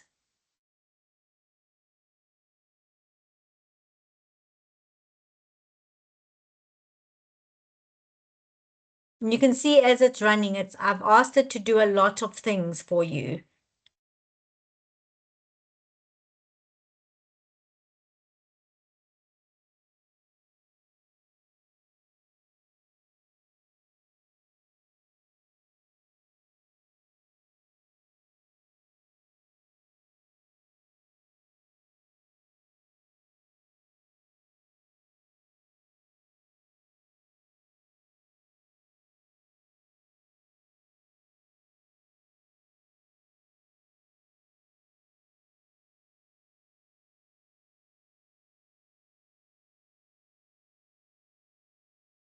Okay. And here's my output. So obviously my CV is not going to match very well because I'm a recruiter and this is an HR manager. But here what it would say, right? This first section is going to tell you the most valuable phrases that you see in the job specs that should be prevalent in your CV. So what should I see in your CV? And these are the top 10 words that you would expect to see in my CV if I was applying for this role, right? So that's the first thing it's going to tell you. Then it's going to show you, right, what action, verbs, and stronger phrasing could I use to structure the language to be more aligned with this particular job? So I said I own processes end to end. This one is suggesting that I say oversee or manage. In my CV, I wrote plan strategy, creates plan strategies and frameworks. Here it's suggesting that I write develop and implement, which is just better ways of presenting the data in my CV. Okay. Here it's going, I wrote compliance and statutory controls. It's suggesting that I write ensures compliance with HR policies and employment legislation, and I list them, and maintain accurate personal data records. So it's a much better way of aligning my CV with the most commonly used phrases, structural sentences, and the way that things are unpacked across that one CV. Now, if I'd used 5 job specs, it would have given much broader picture so that you would know that if you had a good CV that covered process analysis, business analysis, or software developers and whatever, web developers or full stack developers, that your CV would be structured with the languages most commonly used across a bigger selection of job specs, which is always better. So 5 is a good number, but if you can use more, that's great, but I wouldn't recommend using less when you're really going to finish your CV off. Okay. Then it's giving a keyword audit. So this is where there are 5 strong words already in my CV. So this is where I'm strongly matching what already matches the employer's expectation.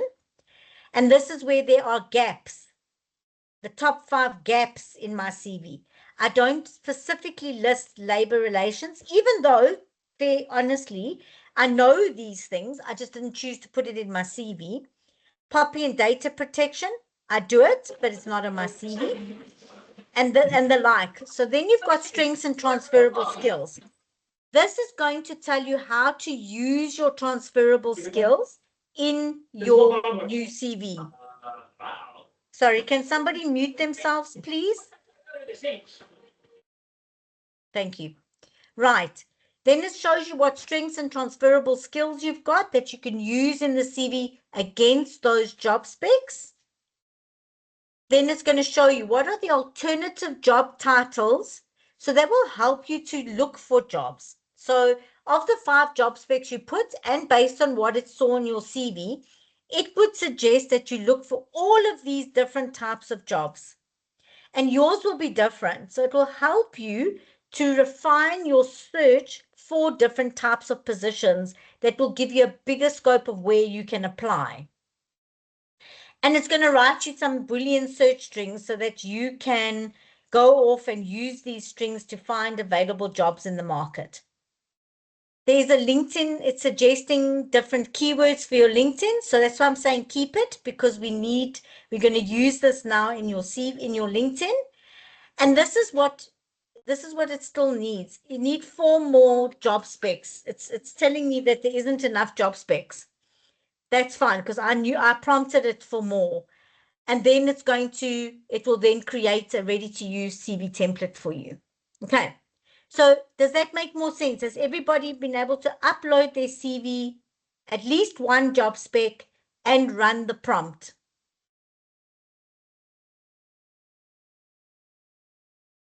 Anybody have questions or not following at all?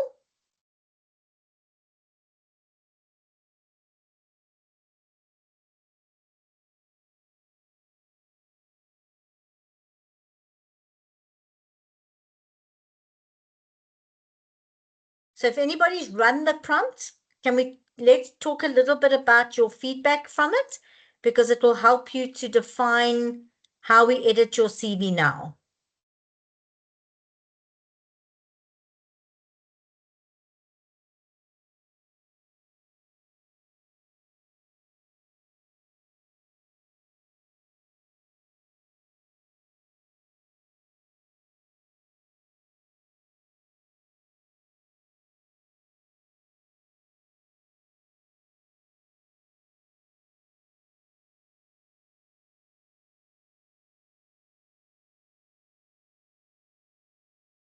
I want to say this again. This is really one of the most important parts about getting your CV ready. So if you're not following, now's a time to ask questions, because you'll likely be helping somebody else as well. So please don't be shy. There's no right or wrong. There's no expectations of you getting this perfect first time around. That's the point of this, to kind of guide you to get a better outcome.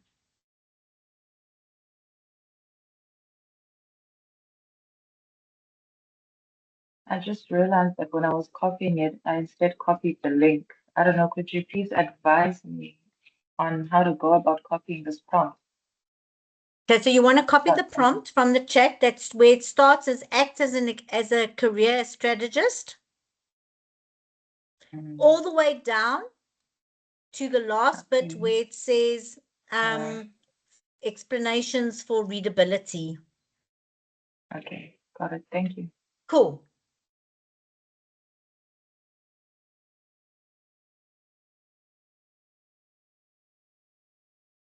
Anybody else? Has anybody run the prompt yet? Got an output? I'm going to stop sharing for a bit. Okay, does somebody want to give me some of the insights that they got from it?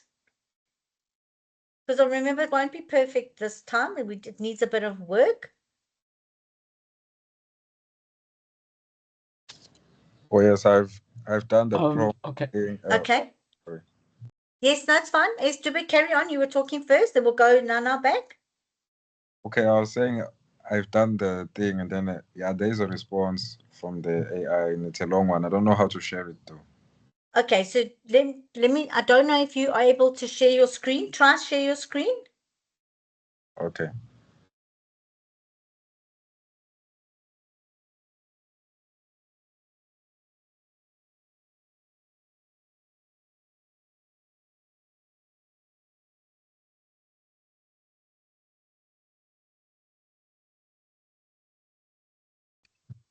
Oh, it's not allowing me to share. It says only organizers can share.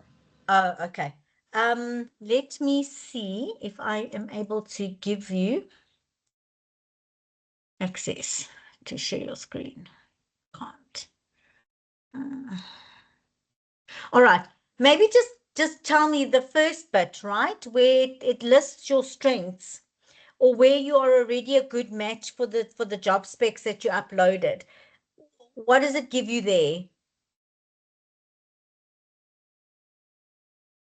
So that 10 high impact keywords, what does it say that you should have? Section 1. For starters, yeah, for section 1, it has a table, and then the table lists the keywords such as full stack development, React, TypeScript, Python, listing all the tech stacks that are required, and then it has another column which says frequency, as well as the current service status and actions required. Okay, so the frequency is how often it appears across all the samples and specifically in your CV, right? Yes, I would assume so. Yes, it does. So the question then is, of the ones that it's highlighted, because your sample of job specs obviously has all of those in, are there any there that you are specifically using that you have not listed? So like the word full stack developer as an example, not everybody writes full stack developer. Sometimes they just use the tech stacks and think that people are going to know that means you're a full stack developer. I did include the full stack developer in my executive summary. Okay, perfect.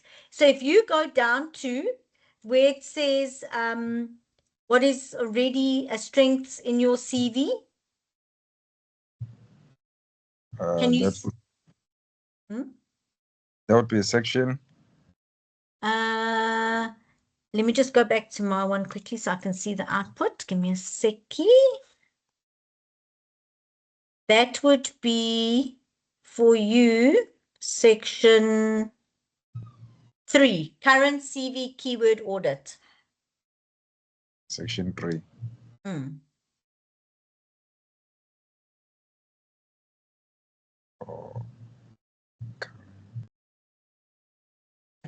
Oh, yes, yeah, I see it. Okay, so does it give you good feedback on where you are strong for these positions? Yes, it does, and it's suggesting that I should add metrics to. There you go. To the descriptions. Yes. Okay. More importantly, if you go to section 4, right? Skills, gaps, or learning opportunities. what does it show for you there? It says the first gap is that automating testing and test-driven development, even though I'm not really interested in the testing roles, but yeah, it's suggesting those. I think it's Okay, based on descriptions. yes. Did you upload any testing jobs as part of those 5 job specs? No, I only uploaded junior software developers and graduate developers. All right. I'll tell you why. Because in some environments, testing is part of the developer's job, even though to some degree it should only be unit testing. Sometimes it includes broader scope testing. So if testing is not of your interest, you don't need to put it. However, you might it might be prompting you to say that you do unit testing of your own code. You do test some of your own code, right? Yes, I Okay. also run my own test as well. Exactly. There you go. And and also in some environments, some of the developers write the automation scripts for testing. Doesn't mean that they do the testing themselves in some spaces. So what other areas of development does it suggest? Suggesting Java and Spring Boot, even though like you mentioned that if you are not competent enough in that, you can leave it out. So Java, I only did Java like 1 year. Then after that, I moved on to other languages Okay, so maybe what you're wanting to do is in your skill matrix, you put Java and you put limited. Because it's not that you have no idea about Java. You've seen it, you've used it, just limited. Oh, okay. So that will just improve the search functionality of your CV. Oh, yes, I'll do that. You see what I mean? Okay. All right. So spend some time with this feedback and you can see where it's saying alternative job titles, gives you some alternative job titles you can use. Did it give you anything interesting there? Oh, yes, it did as well. It said like I can go with junior software developer, graduate software engineer, junior web developer, front-end developer. Yeah, it suggested a lot.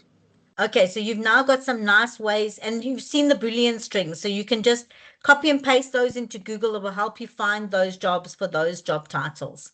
Okay, so what you want to do now is you want to take that input and you want to start editing your CV to include some of its suggestions and the way that it's suggesting that you use. So structural tone, what section was that? Section 2. It's suggesting what language is most commonly used along those job specs. So wherever you can write, you can reword it to sound more like the language used in your space, the better. So you can work on that for now. Does that make sense? Oh, yes, it does. Yay. Okay, super. Good. Right. So I can see a hand up. Because Wayo, you're welcome to unmute and tell me what you got from that.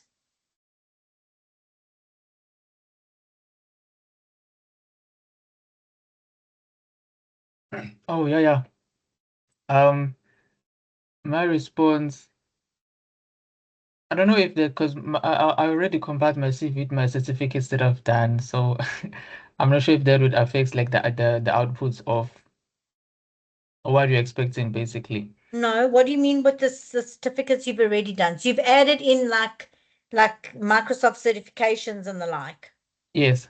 No, that's fine. It's 100% fine. Okay, so tell me what it gave you as suggestions. Areas of gaps, the areas of gaps. That's section number 4. Section number 4. Okay, top 5 skill gaps, right, and learning opportunities. Yes. Right, so it says the missing from CV but common in job specs would be business process modeling as a business analyst. Okay. Right, and then Agile/Scrum basics, and then requirements, elicitation techniques, advanced Excel, pivot table, UML, BPM, and diagrams. Okay. So which of those things have you done that are not in your CV? So think about what of these things I'm actually familiar with that are just not represented in my CV right now. There must be at least some. Well, I am familiar, according to the syllabus, I am familiar with everything that is written here, but it has not been mentioned in my CV. Okay. So now you can see that if I wrote process mapping or process and whatever it was, and you didn't put it there, you would have lost out on a search opportunity. I wouldn't have found you. Do you see how important it is? Yeah. Right. So now what you're going to do right now is you're going to take that and you're going to think, where is the evidence of that learning? How can I represent it in my CV? So as an example, you could update your skill section to say process mapping or process analysis. You could use one of those projects that you may have done during varsity and use it as you listed the duties. We were given a process to analyze. We had to map it. We had to come up with we had to whatever it. So think about you saying to me that you've done it, but where and how would I know that? So you need to quickly edit your CV to have some of those things in them now. Does that make sense? Yes, it does. Good. Anybody else want to talk through these so that we can see how we can get your CV a little bit closer to the jobs and the duties and the things that you are needing to have? Or if you're comfortable, you can just take the output and do some quick edits to your CV so that we can move on to prompt number 2.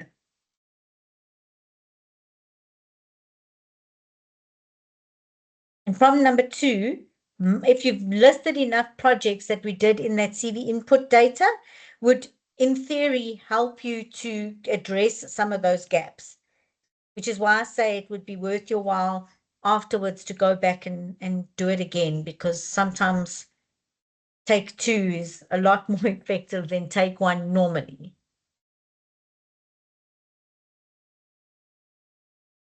Anybody else want to talk through some of their outputs so we can see if we need to edit, if we need to try a different pool? Because if you use the wrong stuff here, your CV will be forever impacted.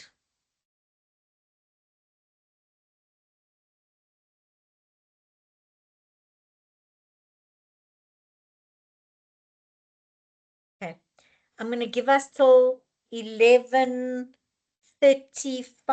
So you've got about 10 minutes to spend the time editing your CV, because it's going to matter when we run the next prompt. The more you put it in now, the better off your CV will be in your next iteration. But I'm here if you want to ask questions. You can type it in the chat if you want. Unmute. Yes, ma'am, while still waiting for others, if you could just go back to my response, right? So in section 1, there's top 10 high impact keywords, right? And then there's a table here for business analysts. So the keywords are for business analysis, and then there's education. So I'm assuming that on the right side is something that should be on my CV, right? The education and certificates and skills, and then Google Data Analytics certificates. I think it's something that is already in my CV. Okay, then that's fine, because what it's really doing is just giving you an overview of what is expected from the analysis of the documents that we inputted. So if it's already in your CV, then that's great. You shouldn't need to edit anything. But let's say it asked you for a BA BOC certification, right? Yeah. And you don't have that. It's an opportunity for you to express your existing qualifications in a way that aligns or shows the similarities between the qualifications, the specs listed, and what you've actually got. Okay. So another thing that I want to ask, so there's a cross here. I'm not sure if it's something that shouldn't be on my CV, like the stakeholder engagement. It's probably not on your CV. Do you see the word? If you do a quick keyword search in your CV, do you see stakeholder engagement? No. Okay, but when we talked about what you did earlier, and you said you liaise with different this and that, that's stakeholder engagement. So Okay. what it's saying to you is that the most common use of words in your industry is stakeholder engagement. But if Yeah. if you said liaised with multiple parties, it's the same thing. So rather use stakeholder engagement because that's what's understood. Okay.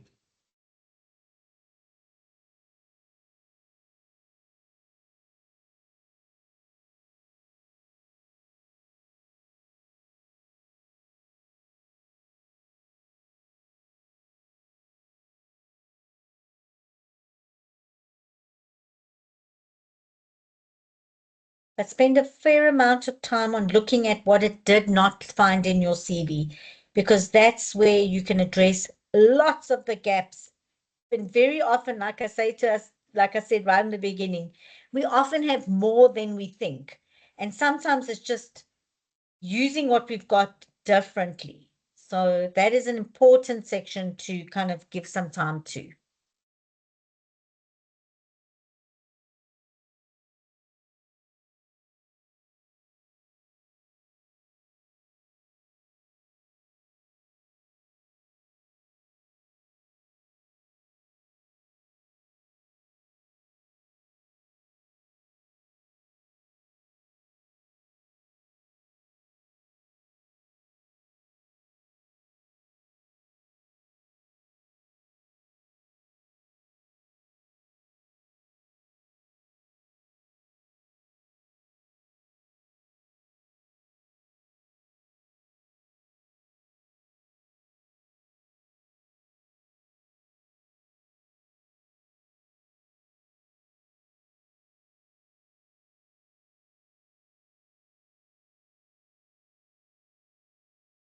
Anybody stuck? Anybody not loving their output, not understanding their output?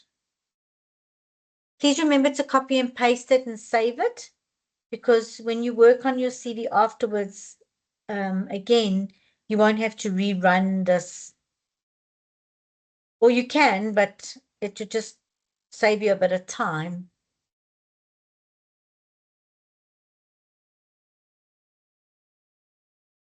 But I still recommend running these prompts a second time when you've finished, or when you think you've finished your CV at the end.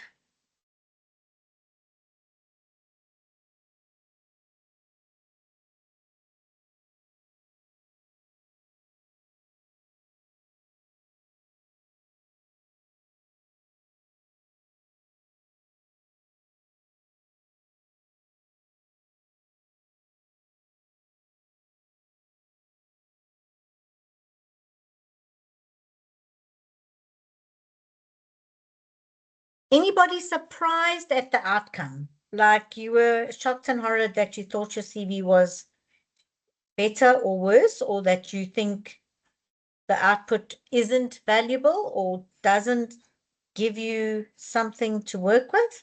Because then maybe we need to look at something differently for you to make sure you get anything you need.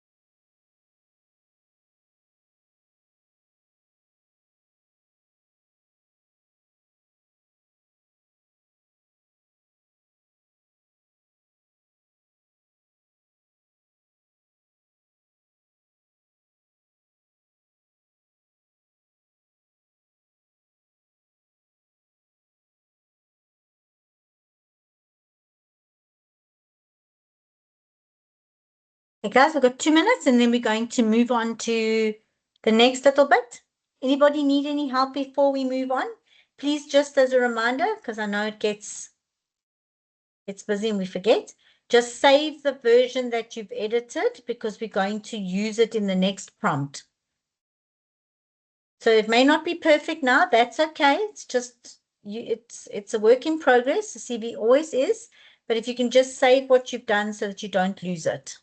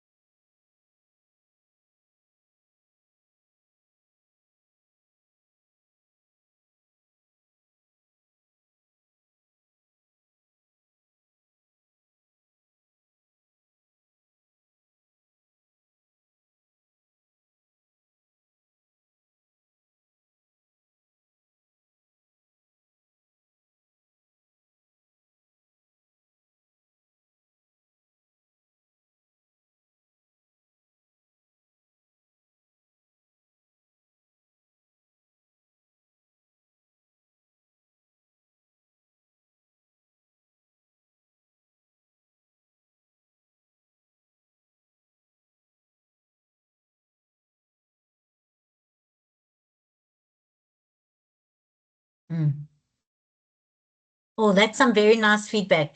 You know, it's really nice because it shows you some of the courses and free learning that you can do to improve your skills, like LinkedIn's Excel for Finance and a free Power BI. That's awesome. That's awesome feedback. Nice. Also like some of the ways it gave you to rephrase some of your stuff. Very nice.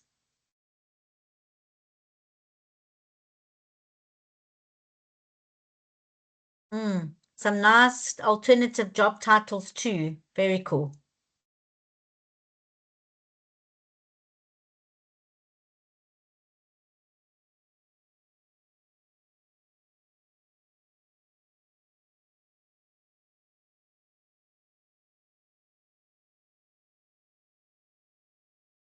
Oh, I love that about me section. That's very nice.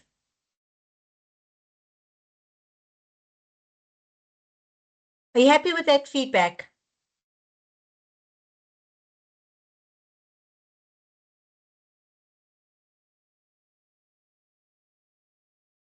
You put it there.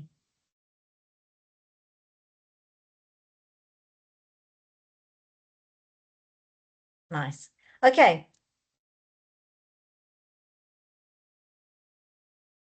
Okay. I did have a look at your feedback. It's very nice feedback. What do you think of your feedback? I like the About Me section. I like that it gave you some nice tips on free courses and LinkedIn Learning and starting Power BI. Power BI is so common in your space these days. It's a very, very strong tool set. Are you happy?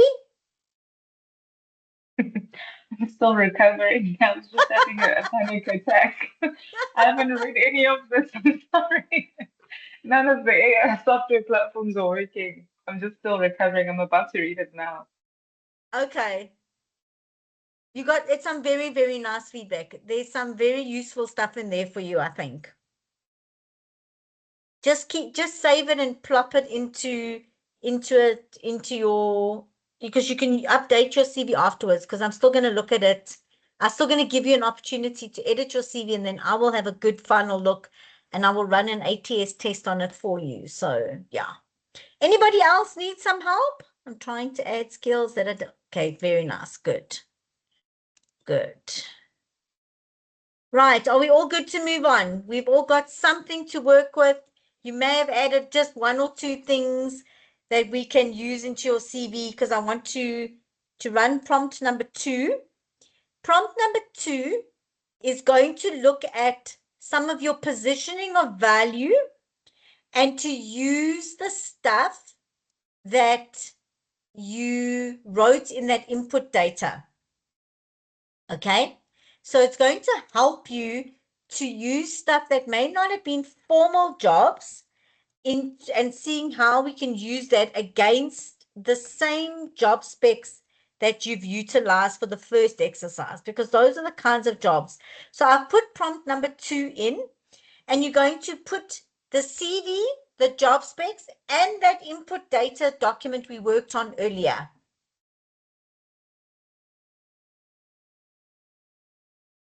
Okay, and then you're going to run this prompt, same as we did the last time. And then download and save this data, because you're going to have to use it afterwards to populate your CV.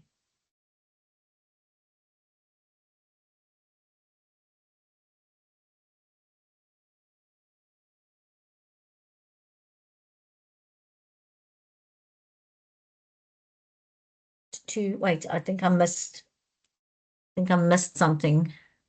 No, I didn't. It does help if I hit send, because otherwise you don't see anything. Sorry.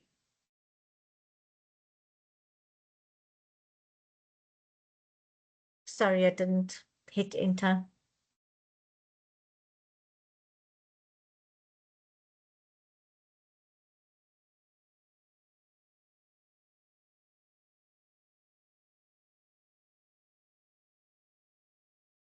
So we are pasting this AI prompt to the CV, and I'm assuming the output that we recently just gotten. Sorry, can you just repeat that? We're pasting this new AI prompt, the CV and the outcome. Yes. The previous outcome. So here you're using your CV input data that we worked on earlier. The CV, whatever bits you've amended so far, and the same job specs that you used in the first prompt. And then you're running this, you're running the prompt from this that says instructions all the way to the bottom of this.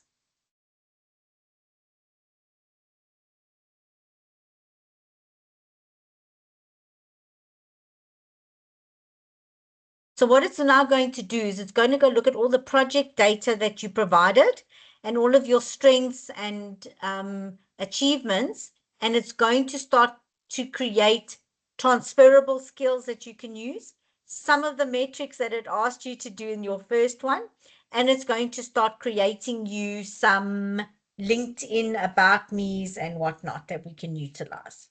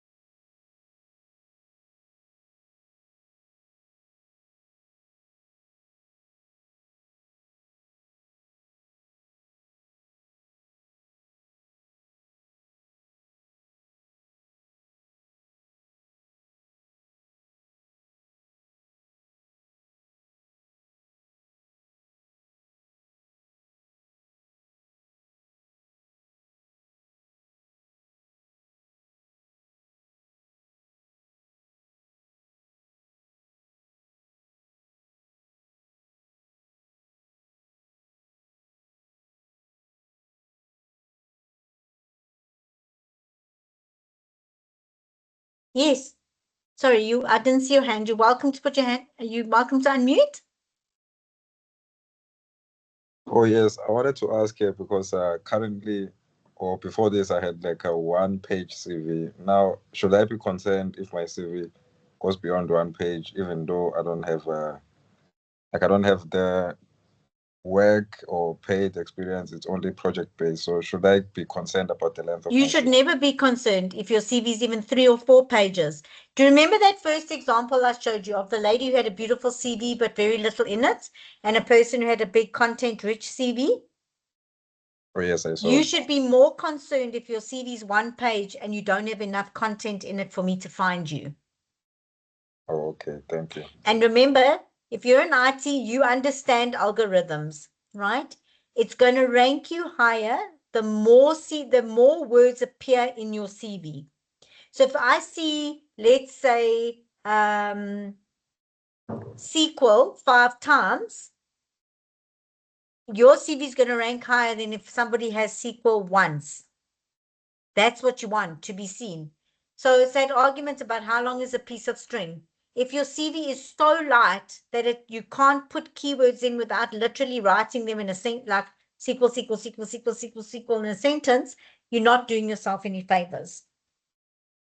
It's really only the Americans who have this one CV nonsense thing. And you're going to get a million recruiters who tell you that your CV is too long. My question to them is, it's only too long because you found me, which means it wasn't too long. If you didn't find my CV, you wouldn't have been able to give me any feedback. Think about that. Does that make sense? Oh yes, it does. It does make sense.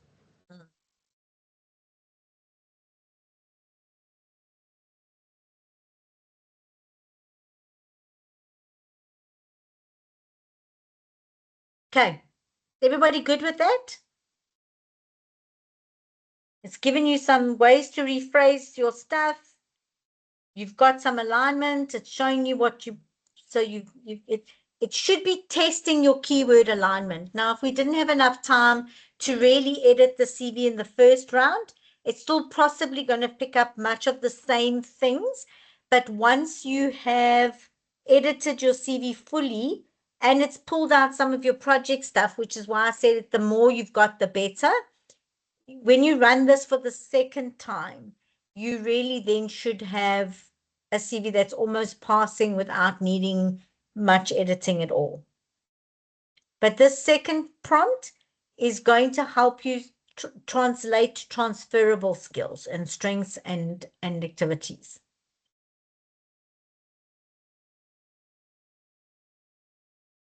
Anybody want to share some of your insights?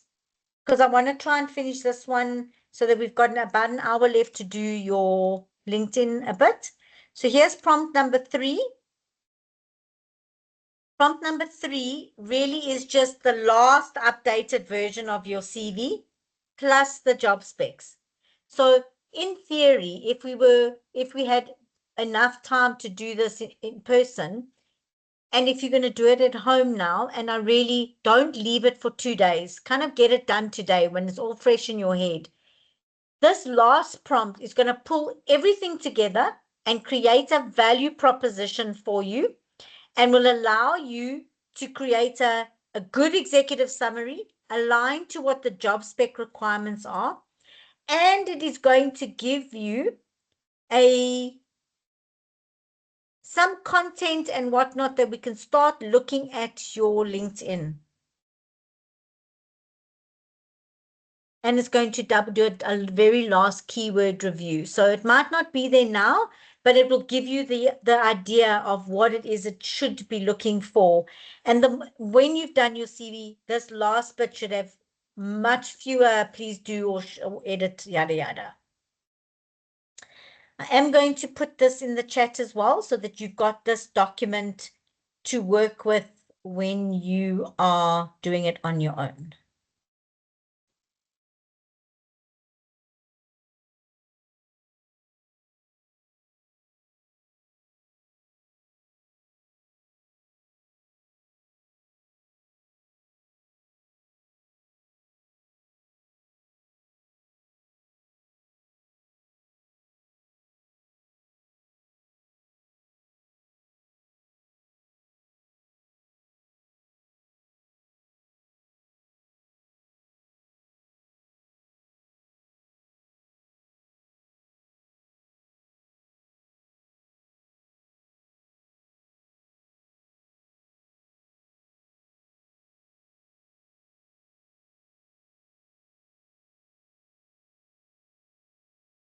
And if you've run it and you want to talk through it a little bit, let's do that, because it will probably, again, just help you kind of get it structured in your own head. So when you're finishing it off on your own, you know what's going on, because it's a lot of info.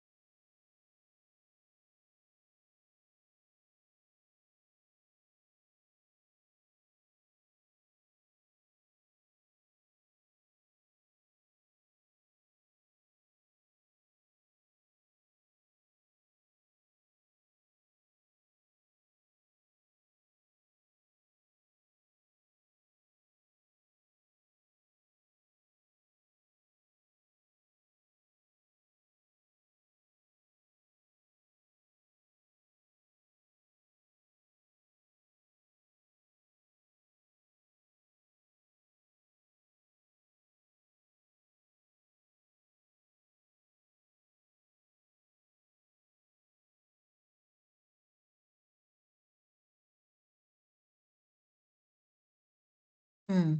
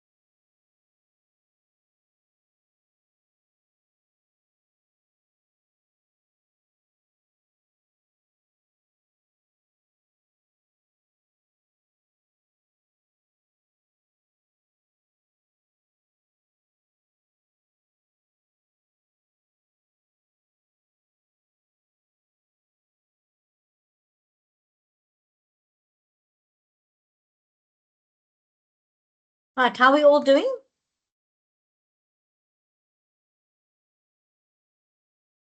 Everybody got a semi-looking executive summary LinkedIn statement from this last prompt?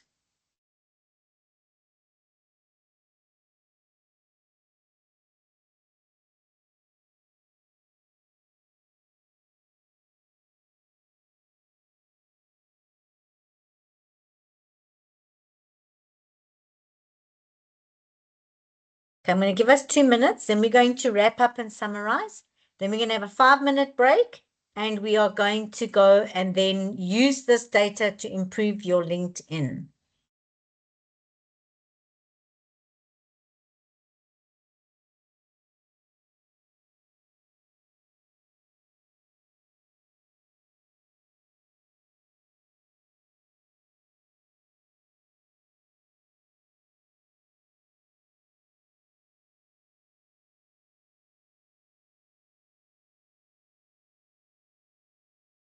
Miss, my laptop was acting up, so it just kicked me out for quite a while.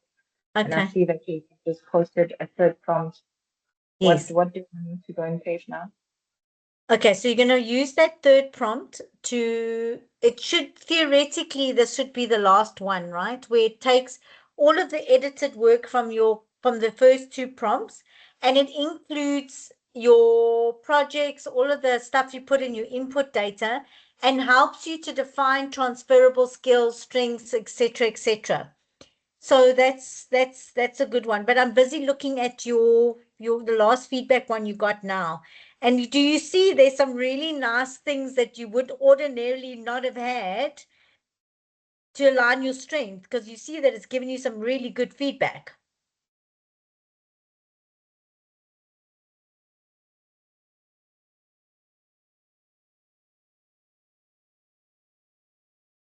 Very nice.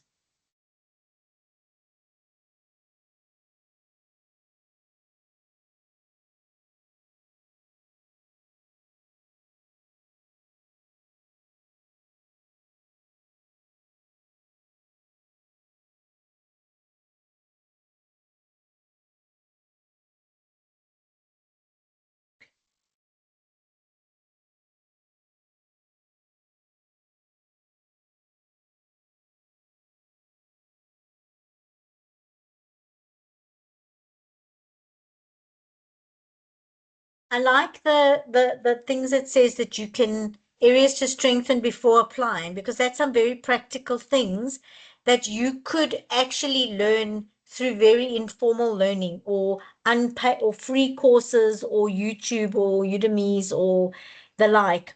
Some of the stuff is also available on LinkedIn Learning for free. So there's some very, very practical advice to show how you can upskill. And even if you don't become proficient in, say, financial context, you'd be better off by knowing, because if you had to talk about a profit and loss statement in an interview, it would help you to kind of express concepts better. So that's very, very valuable feedback.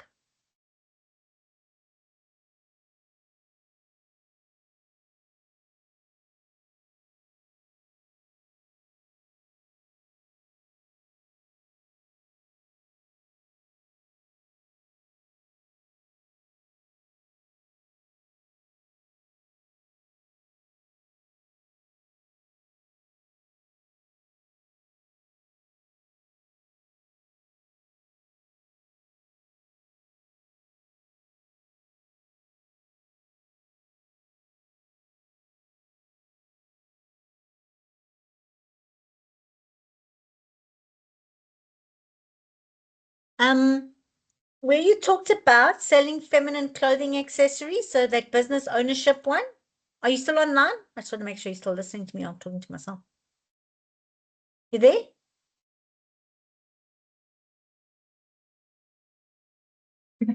Yes. Okay. Sorry.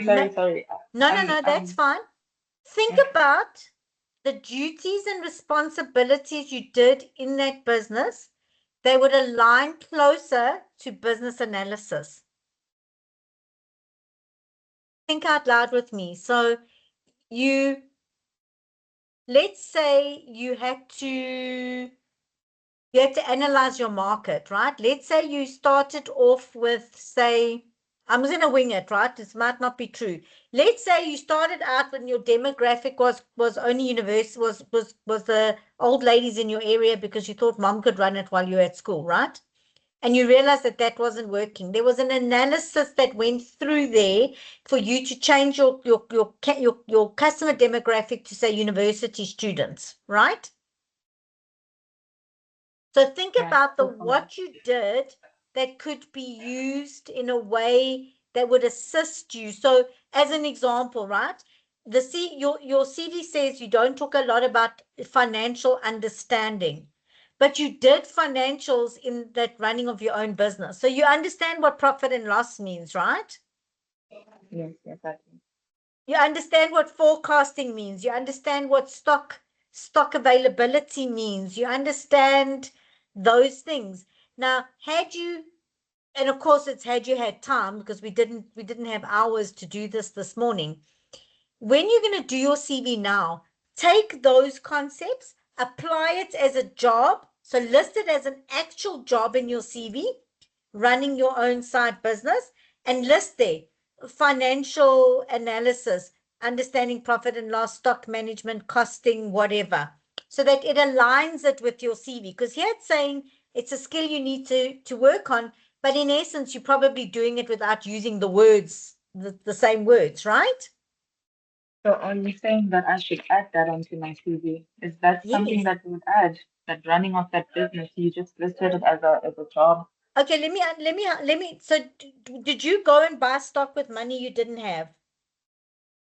No, Okay, I had cool. to add the money. Right. Did you know when you were making a profit? Mhm. Yes, I was away. Okay, so then you understand what profit and loss means. You understand forecasting. You understand budgeting. You understand the ability to position all sorts of things. But if you go down to your own feedback, it says financial concepts. Research basic financial concepts and express them just so that even if you can speak about them confidently in your CV, but yet you're actually doing it. You don't need to research it, you're doing it. You just didn't think about it that way. Do you see what I mean? No, okay, yes. You're I doing it, you're definitely just got not you. giving it an actual word. You're not saying financial analysis, but you know when you can afford to buy stock. You know when you're making a profit. You know when you're running low on stock. You know all of this stuff. Do you So agree? would this, yes. So would this go under the transferable skills type of Yes, what, like in the I would section of my actually put it CV? as an ongoing job, right? Oh, In your okay. actual CV, because then you can write it as duties. Oh, okay. And you can write it in your skills section because basic financial analysis and management is a skill that you're using every day in your own business. Oh, okay. Thank you so much. Wow. Thanks. Thanks a lot. Cool. Right. Somebody's asking, must the fixing be done today? No, you don't have to do everything today. Would I suggest it? Yes, because it's still fresh in your mind, but you do have time. I will be reviewing the CV once at no cost, only when I can see evidence that you've applied this learning, that you've made an effort to fix your CV, that I can see all of your prompts, all of your outcomes, and I will help you with your CV only once. So if you leave it till the last minute and you miss the deadline to submit your CV for review, then that's it, done. So the more you do it now today, when it's still when you still know what's kind of the flow of it is, and you've kind of started working on it, would be my recommendation. But I can't you don't have to do it today. And in fact, neither the university nor I can make you do it. This is not a pass or fail, not going to graduate if you don't do this. The only person that you would be hurting is yourself, because the more optimized your CV is, the more people find you, the more people find you, the more chance you're giving yourself to get a job when you're in the market. And theoretically, you should be in the market right now. Okay, so I want to recap quickly, and then we're going to have a quick break because I want us to start working on our LinkedIn a little bit, to be a little bit more LinkedIn ready, because remember, recruiters search for you there as well. Right. So by now, you will have understood all the keywords that should be in your CV. You'll have really gone and spent some good time on that CV input document, as unpacked as many projects as you can, as many metrics as you can, as many roles as you can, with the view for the roles that you're applying for. So really thinking about how could this be utilized for that purpose. You should now, or by the time we get to the end of this, or before you submit your CV to me, have edited your CV based on the feedback that you get from all those prompts. Sometimes it also gives you this like, oh, wait a second, I forgot about this. Or, oh, hang on a minute. Maybe if I think about it differently. And that's what I'm encouraging you to do. I'm going to go back to, you've got way more skill, knowledge, experience than you think you've got. It's really all about framing it differently. So I want you to spend a good amount of time filling that stuff up, editing your CV, running it through the final prompts, fine-tuning it, and then going and checking it for accuracy. So AI is always going to say to you, successfully, yada, yada, this, and highly complex this. Think about the words that you're using. So if you have to live by them in an assessment or in an interview, and at this stage of your career, have you done exceptionally complex things? Maybe not. Maybe for you at this stage, it's a highly complex thing. But then rather say, I developed an e-commerce system with a this, or I simulated a this, which for me was a complex situation because. So what I'm saying is be mindful that AI sometimes overinflates words. And I want you to just go and edit it, to review it, to be mindful of where it might be saying something that you are, yes, I've done that, but maybe not to the degree that it's stating it. Once you've done all this, you've got until the 1st of December, and the deadline is the 1st of December, to send me your 5 job specs, your edited CV. So I need to see evidence that you have followed all the prompts, that you've utilized the data, that you've given real thought to it, that you've applied your project knowledge, your work back opportunities, any internships and the like. And then I will give you feedback a week after that. So, and because I've got 200 of these to do just for Durban University, I will get it back to you before the 12th of December, which is when my business closes for the year. If I can see, and I want you to say this up front, if I can see that no effort was made, I will return the CV to you and say no evidence of learning or edits or application of the prompts was made, and I will not be writing people's CVs for them. I'm only going to check them, review them, run them through some form of my own, if I were to look for your CV internally and to give you some feedback. I will not be writing anybody's CVs, and I will simply return the ones that do not look like any effort was made whatsoever. So does that answer the question, Tia Debe? It's about your deadline is the 1st of December, and I will get it back to you with feedback by the 12th. So you've got a good few days, a week or so to work on it, but it becomes harder the longer you leave it because it's harder to remember what it is that you should have been doing. Any last questions? Because then I'd like to give us a 5-minute break, quick comfort break, and then we're going to open up your LinkedIn profiles, and we're going to start working on getting properly completed LinkedIn profiles. Any questions? Anything you're unsure about? I'm happy to stay if you want me to quickly give you some feedback while everybody else takes a break.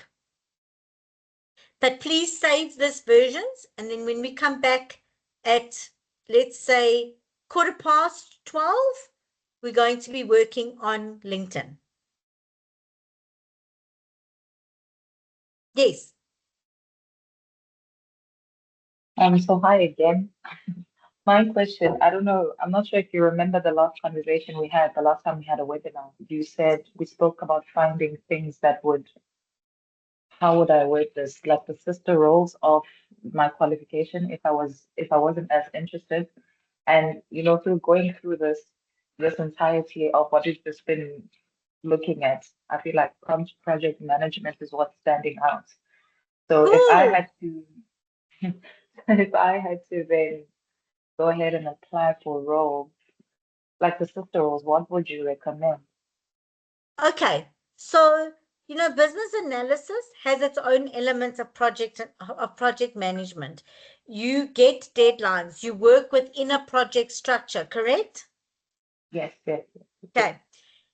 You also you must have been exposed to agile methodologies, right? As a business analyst, because even business analysts work within agile frameworks. Yeah. Okay. Now I want you to think about all of the opportunities where you've used project management methodologies, but maybe not as, it wasn't called a formal project. Planning, finance, budgeting, utilization of resources, administration. So maybe what you do now is you go and you find 5 junior project management or 5 junior project administrator coordinator positions, and you rerun this exercise against those job specs and see what it gives you as feedback. Okay, so this is really, I don't know, should I say situational? So it really has to be specified or specific to that particular job spec or job role rather. You know what you could do to give yourself some options, because it's not impossible to move internally from business analysis to project management. In fact, it's fairly common in the market to move into in that kind of scope. Take 3 project administrators or 3 junior project management specs and 2 business analyst specs, and have a CV that kind of speaks to both of them, so that you kind of you capture both opportunities in the market. Because the more you feed it, the more it's going to align and find your strengths, your areas of development, etc., etc. So there's no reason why you need to limit yourself. You're brand new in the market now, so you can actually go different paths. Remember, I said in the beginning, you own the narrative. So you can link what you've done with why you believe you'd be good for a project management, project administrator, project coordinator, project controller role. Okay, thank you so much.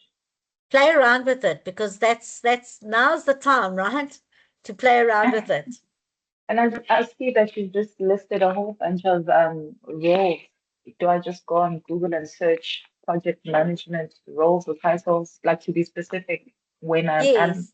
thinking So of if you like, go back to, if you go find a couple of jobs, and you remember there's prompt number, I think it was output number 5 of prompt 1, where it gives you alternate job titles and the Boolean strings, it will give those to you. But for you, it would be project administrator, project coordinator, junior project manager, project controller, which is a little bit more finance orientated than general projects. Yeah, those are probably your best bets. Project manager, coordinator, administrator, controller. sounds fun. Thank you so much. Okay, cool. Everybody else okay?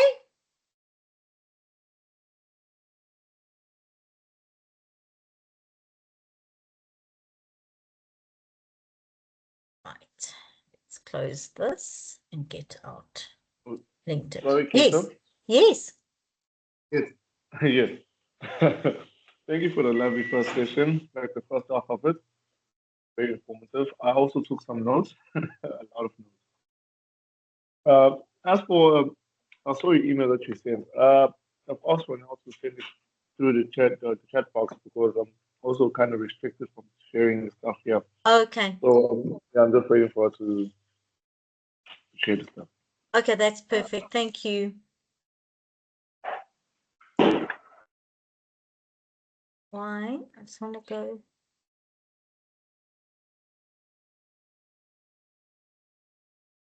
Just want to check open LinkedIn.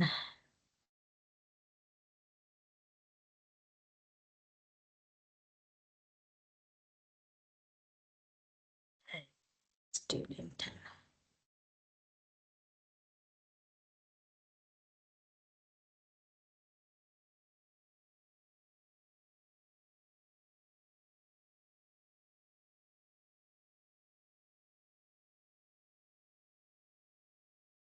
Yeah. Now she shared the document on. Okay, thank you very much.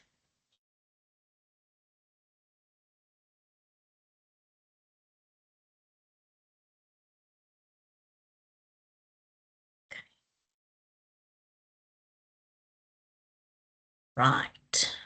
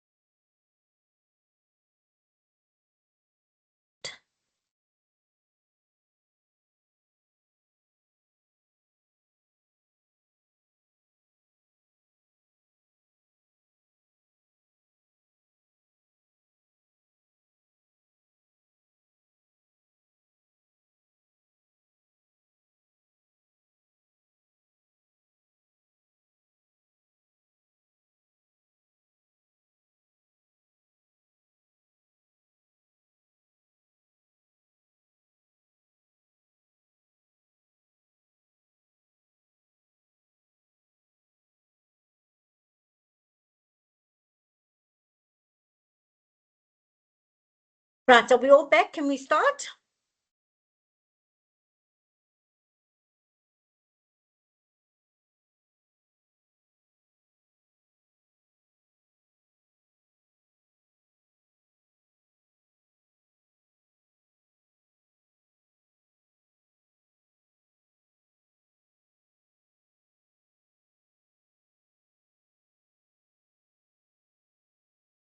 Okay, can somebody tell me we're all back? Because we're going to start now. Cool. Thank you. Yeah, I think you can go ahead. Thank you very much. Okay, right. So LinkedIn is a job all on its own, but is an absolutely necessity. I personally believe you should be born with a birth certificate and your LinkedIn profile on the same day. That's how important it's become. Many recruiters, in fact, I actively network in my space. So, and as the board member of our governing body, I probably engage with thousands of recruiters. I would say that 98% of recruiters are active on LinkedIn and actually use LinkedIn to source and verify candidates in the market. And there's two things that are important there. First of all is your visibility. So can I find you? And that is much the same as your CV. All the keywords, all the job titles, all the things that are in your profile is what makes you searchable, what makes you physically able to find you. But what's important after that is once I've found you, what are you giving me to look at? Because if there's nothing to look at, I'm going to close you down and move on. Because there are hundreds and thousands of students in the job market, but there are not hundreds and thousands of jobs available. So when you're looking to stand out and you're looking to define your brand as my person of choice, your LinkedIn is one of the most professional places in which to do it. So if your LinkedIn profile is underrepresentative of you and your brand, you can just as well say that 60% of recruiters may not find you at all, because there are only a few, there are about 60% of recruiters who don't pay for job portals and only have access to LinkedIn. So you're cutting yourself down by a huge number. And there are only really 4 elements, and I say only, but they're big things, right? So I'm not downplaying how much of a task this actually is. But your profile needs to be fully completed. If you have a half-finished profile, you're saying volumes about yourself. If you've got no content for me to look at, no representation of your skills, your knowledge, your thought processes, your interests, not ideal. Your network speaks volumes, and if you're not connected to the right people, you are not visible to the right people, you just as well not bother. And if you remember when we talked about job search strategies, it's not who you know, it's not what you know or who you know, it's who knows what you do. That's what's actually important. Who knows you and what you do? Because if that's not evident, then you really are pretty much nowhere. Network is also, you're not connected to your friends and your family because they're not the ones that are seeking you. Recruiters, hiring managers, those are the people you want to be connected with, as well as people in roles higher than you. And then you really need to understand the algorithm, how LinkedIn operates. Because if you don't understand that, you are playing rugby with soccer rules. And you're shooting yourself in the foot big time. You can't have one without the other. None of these things work in isolation. All of this needs to be factored into when you are in the job market, and even if you're not, because you never know when you will be. And maintaining your brand now is important. Think about Coca-Cola, one of the best soft drinks, most purchased soft drinks worldwide, yet they still work on their brand. They still put out adverts. They still sponsor events. They are still present and active. And if Coca-Cola does that, being the best soft drink in the world, we should be no different, really. Okay. So I'm going to quickly touch on this because it's actually how any brand works, and you are just a brand. First, people have to know you, and that's how you gain visibility through your presence. Then people have to like you. We buy from people we like and trust. This is the same concept. People get to like you because you've created connection through your engagements. And then people trust you because you've built consistency. You built credibility, through consistency. You've demonstrated things over and over again. And it's very much like a networking event. It comes down to getting them to know you, then like you and trust you. It's really as simple as that. And there are easy ways to get this done. Let's have a look at this. So these were actual graduates in the market, not a single one of them. And this is very common. No profile picture, very little to work with. Business of Administration graduate that doesn't tell me what you're wanting to do. This one's better. Chemical engineering, junior project engineer. That's a good one. Here, finance graduate, aspiring investment banker. Yes. Then it goes and says, detail orientated. But there's no banner, no profile picture, no about me. So you didn't even demonstrate your detail orientation. In fact, you undid what you said by lacking a completed profile. Anybody want to talk about this, or are we happy to move on? Because I think it speaks for itself. So if your profile looks like this while it's open now, you really need to be making a note to be doing some of the basics. You want to talk about the roles that you're aspiring to, the grad positions that you want, must be a profile picture. Your name must be name, surname with capitals, not all in capitals like Gita went. I'm going to show you my own profile now. Right, here we're getting a little bit better. Beautifully dressed, very corporate, no banner, but at least looking professional photo. Good. Here's a different one. Open to work banner. It's a registered nurse looking for nursing opportunities. But look at how we're branding ourselves. What does that outfit say to you? Considering that this is LinkedIn, it's a professional networking platform. As a registered nurse, would we agree that perhaps a nursing uniform may have been more appropriate? Anybody want to comment on this?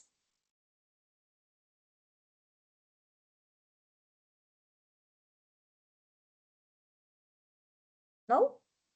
Okay. Here's mine. Okay, you are gonna have some the little, you wouldn't see this if you these little edit pencils, but here's mine. My banner, I customized it on Canva for free. I've got what I do. I've got how to contact me. I've got my designations listed. It says recruitment that feels human because it is. So if you looked at just my banner, you should have an idea of what it is that I do or who it is that I am. There's a professional photo, head and shoulders, plain background. Please, again, if you're going to have a photo, there is a free background remover. I'll give you the link. No bathroom images with your cell phone in front of you in the mirror. No urinals in the background. No 3 people pictures. If you're going to crop people out, get a friend. In fact, better yet, get a friend to take a picture of you against a plain wall. Because otherwise you see creepy little fingers over your shoulder, your friend's head stuck on the side of your forehead. Believe me, if you go and spend enough time on LinkedIn, you're going to see it all. See, name, surname, capitals, no, my designations, what it is that I do, all of that. Can you see? Happiness? Anybody want to talk about the difference between this and that? So if you got your LinkedIn open and you don't have a banner, you don't have your name correctly put out there, you don't have potential job titles, those are things you want to be looking at editing right now. Have a look at your photo. Would you be happy to employ you if that was your picture? Anybody want to stay here? Can we move on? Okay. There are a lot of very core images that you can use, right? Or elements of a good profile. Your visuals, your banner, and your about section are what we see first. Those are the things that you really need to hone down. So if you're doing it now and you've got the opportunity to fix it now, great. If not, please make a note about it. The About Me section, the last prompt in our CD would have given you an About Me section, but there is one now. But you want to have completed your career and work experience. And if you've done your CD, you can copy and paste the data across. You want to list all of your qualifications in the qualification system, section. You want to use all your skills. The skills section allows you to move relevant content to the top. You can order it however you want. Again, if you've listed computer literate and then you've written Word and Excel, you're possibly duplicating. You're not making it easy for me to read your skills section. It's also an area where you can add keywords so that your profile ranks higher. Projects, things that you've done at varsity can be added here. You can unpack a lot in here. Your volunteer work should be on there. You can ask people for recommendations. That's also hugely valuable. And you want to have your URL personalized. So it's not G Winter 2513 AB 10 because it doesn't show any detail orientation towards your own brand. So I'm going to quickly show you now how to personalize your URL so that you can fix yours up now quickly. You can use pinned posts. And pinned posts are the things that you want me to see first. It's the things that you're most proud of. You could have gotten an award for academic achievements. You could have got really impressive transcripts you might want to pin a post on. You may have completed certain certifications that went well above and beyond. You could have gotten some recommendation from, say, an internship, a YES program that you've worked on. All of these things that would lend itself to you standing out as a candidate, you should be using pinned post and that features section. I'm going to give you some examples and we can go play around in my profile. So right, here's how to customize your profile. You go to your own profile page. So click on your own little picture. It should bring it up. You then click on the far right-hand side. You click public profile and URL. You then click the edit button, so this little pencil thingy, and then you change it to whatever it is that you want it to be. You'll see if you've never done it, you'll have a whole bunch of random numbers and things. So I've changed mine to Geeta Winter, but you can do almost anything you like. If your name is particularly long, you might want to think about that a little bit. So if you have a nickname that you're known by, I would just try and say align it as closely to your actual name as possible. But it does allow you 100 characters. So very few of us have a name and surname that's 100 characters long. So rather use name and surname, and then you click save.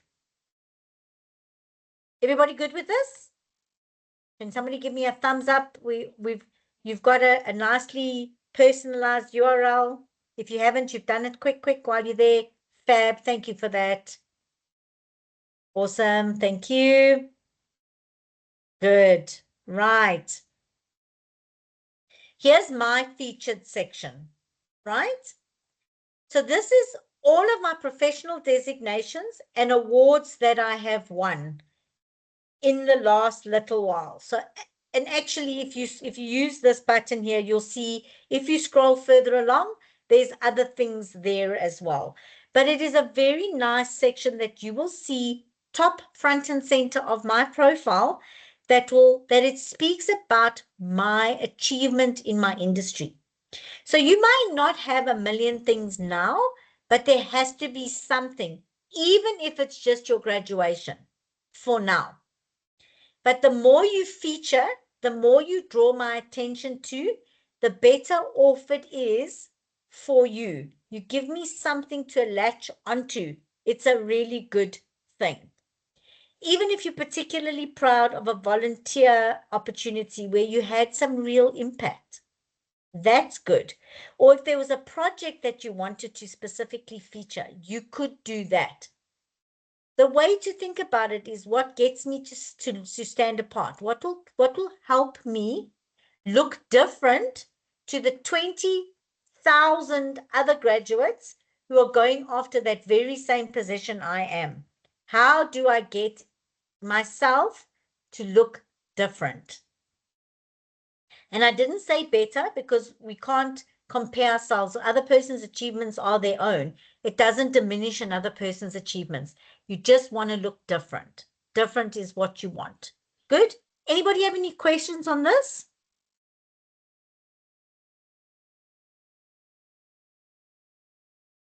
No. Okay. Here's the volunteer section of mine. You can see that I've done a whole bunch of different things. You can also see that you get the opportunity to almost list duties, what it is that you did in that volunteer position. Again, it's a way to demonstrate skill. It's a way to include relevant keywords that are the same as your CV. So what that really means is that you've got it in an actual duty, in a volunteer opportunity, in your skills section, that keyword is appearing at minimum 3 times, and you're giving yourself an opportunity to rank higher than if you didn't put or didn't complete this section at all. Here's a skill section. It needs to be aligned to the types of roles that you want to apply for, right? So you can't put a master crocheter, but you're actually wanting to be a software developer, because nobody on LinkedIn is looking for your hobbies. They're looking for your skill set, your experience in this, on this platform. Make sure you've got the relevant at top, avoid duplication. And then you also want to double check, where are these backed up in the rest of your profile? So if you've got a skill section that says web development, and there is not a single job where you've been a web developer or you have developed a website, you need to think about making statements that can't be quantified elsewhere or qualified elsewhere. So it should at least be evident somewhere else in your CV, or it should not be listed at all. Make sense? These are some of my skills. So you can see if you read them, they all have something to do with employee management, recruitment, placement, HR, and the like. Nowhere do you see me go team player, hardworking, problem solver, because that's generic stuff. That is, like I remember in the beginning, I said, no recruiter ever is searching team player when they are looking for a software developer. So think about, what would somebody looking for me search? Go back to prompts that we use to develop your CV. Those are the keywords that should be in your skill section. So you see, I'm a recruiter. My top skills in order: recruiting, sourcing, technical recruitment, temporary placement, IT recruitment, screening, and executive search. Those are all very recruitment orientated things. They ought to be right up top, front and center. Because when the skills section comes up, when you're scrolling, it's the first couple that you see, not the last 47 of them. Does that make sense? Anybody unsure up to here? Everybody happy? Know where you're going to find this data?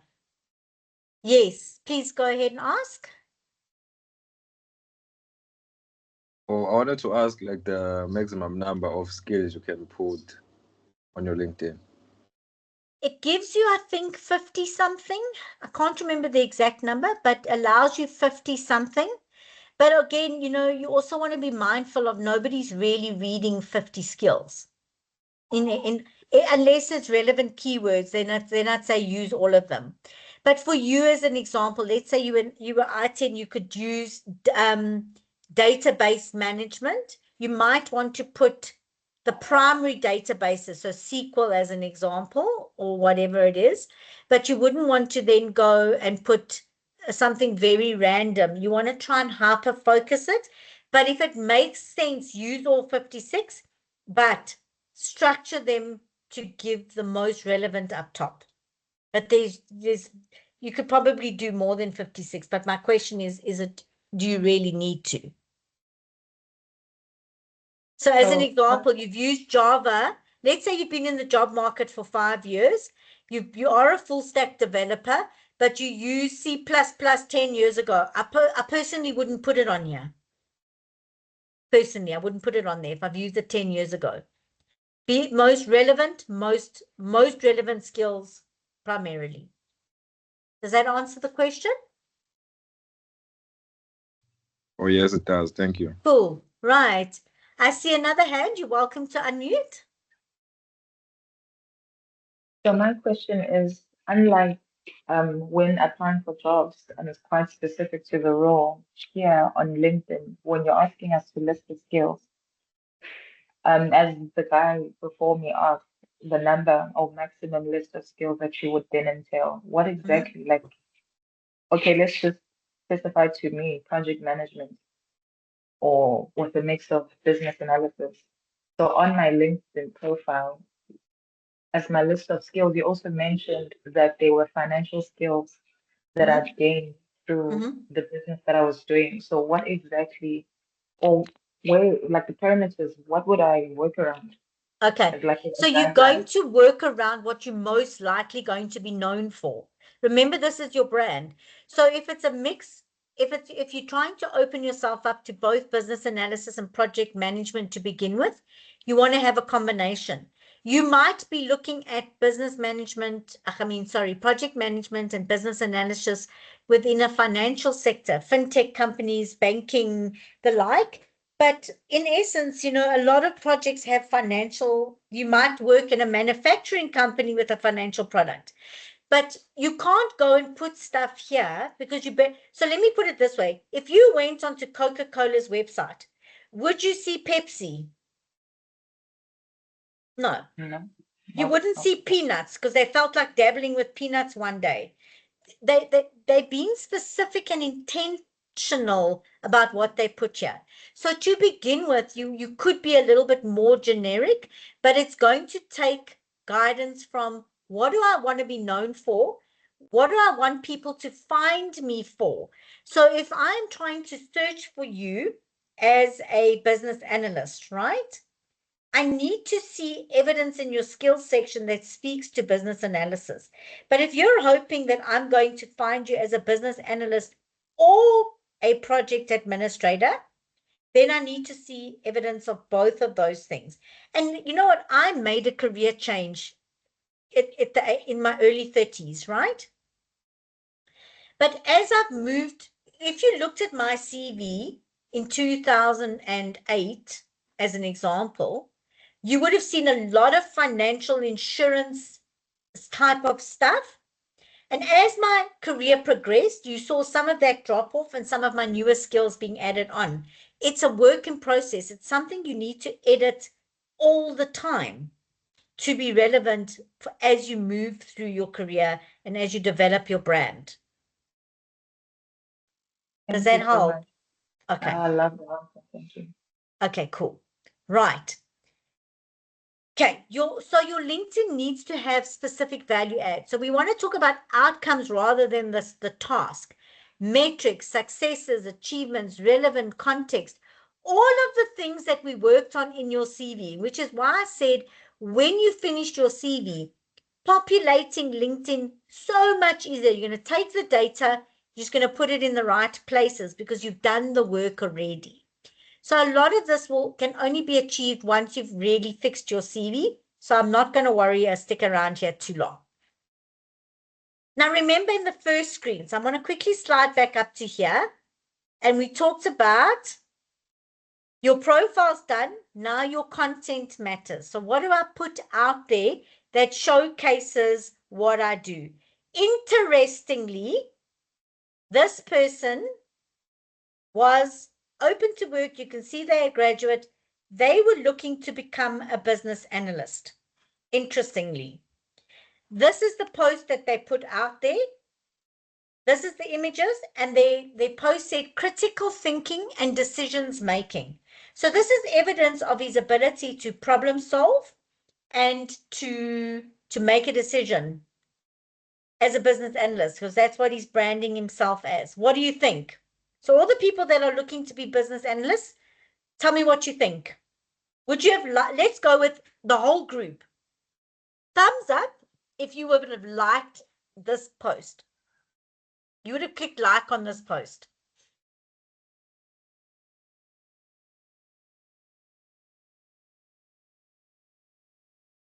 Okay, cool. Use any reaction if you would not have clicked like on this post. You would not have liked this post. Thank you. Anybody else? So only 2 people. Yeah, you would not have liked this post. Good one. Cool. Anybody else? All right. Who would have commented on this post? So what, if you had commented on this post, what would you have said?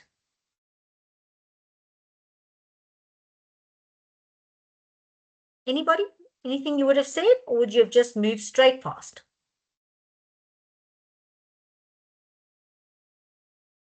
So if you said you would have liked it, what would you have said? Yes.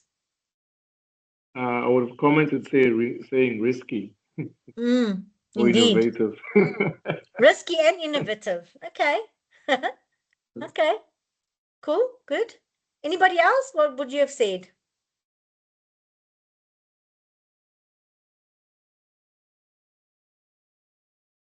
Shall I pick on somebody? Let's see.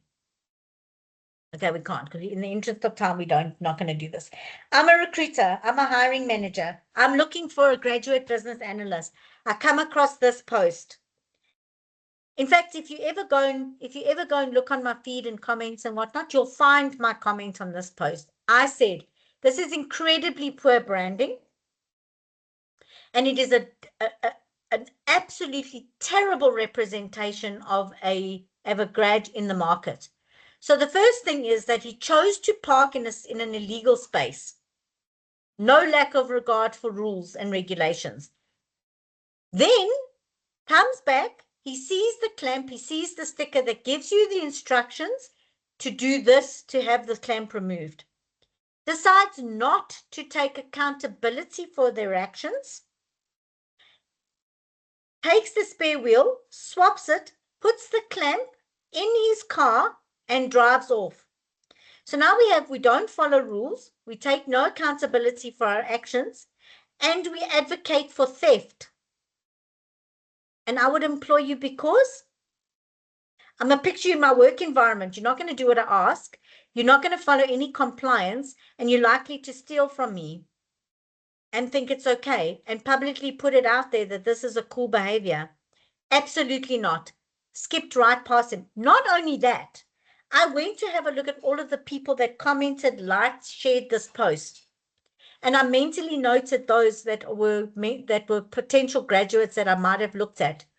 And I definitely didn't look at them either.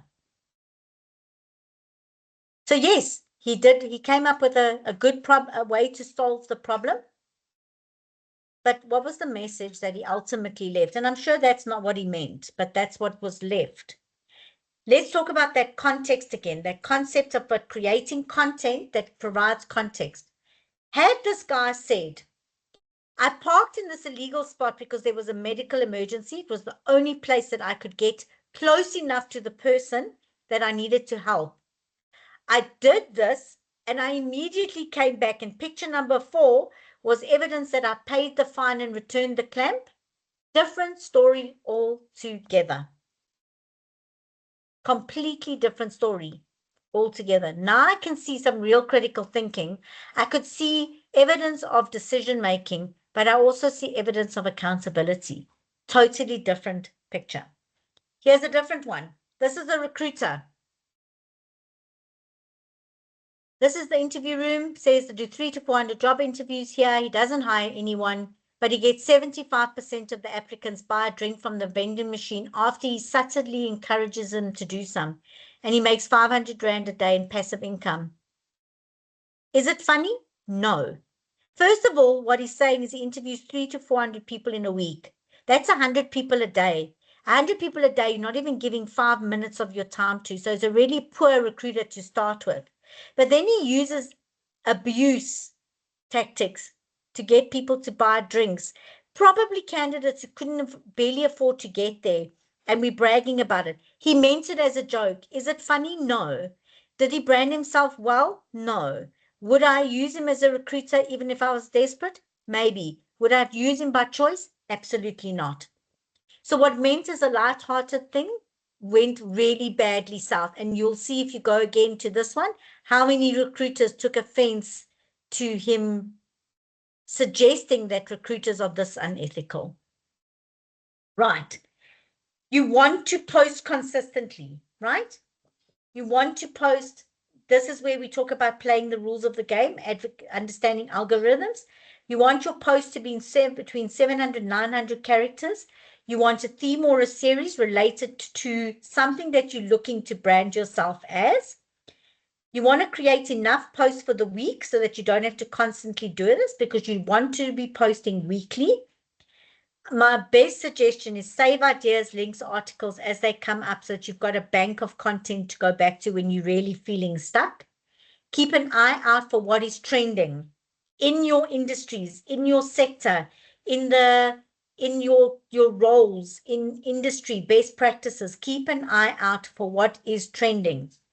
And then you can use the scheduling function if you want to, but LinkedIn favors organic posts, the posts that are posted now rather than through the scheduling function. It ranks them higher for whatever reason.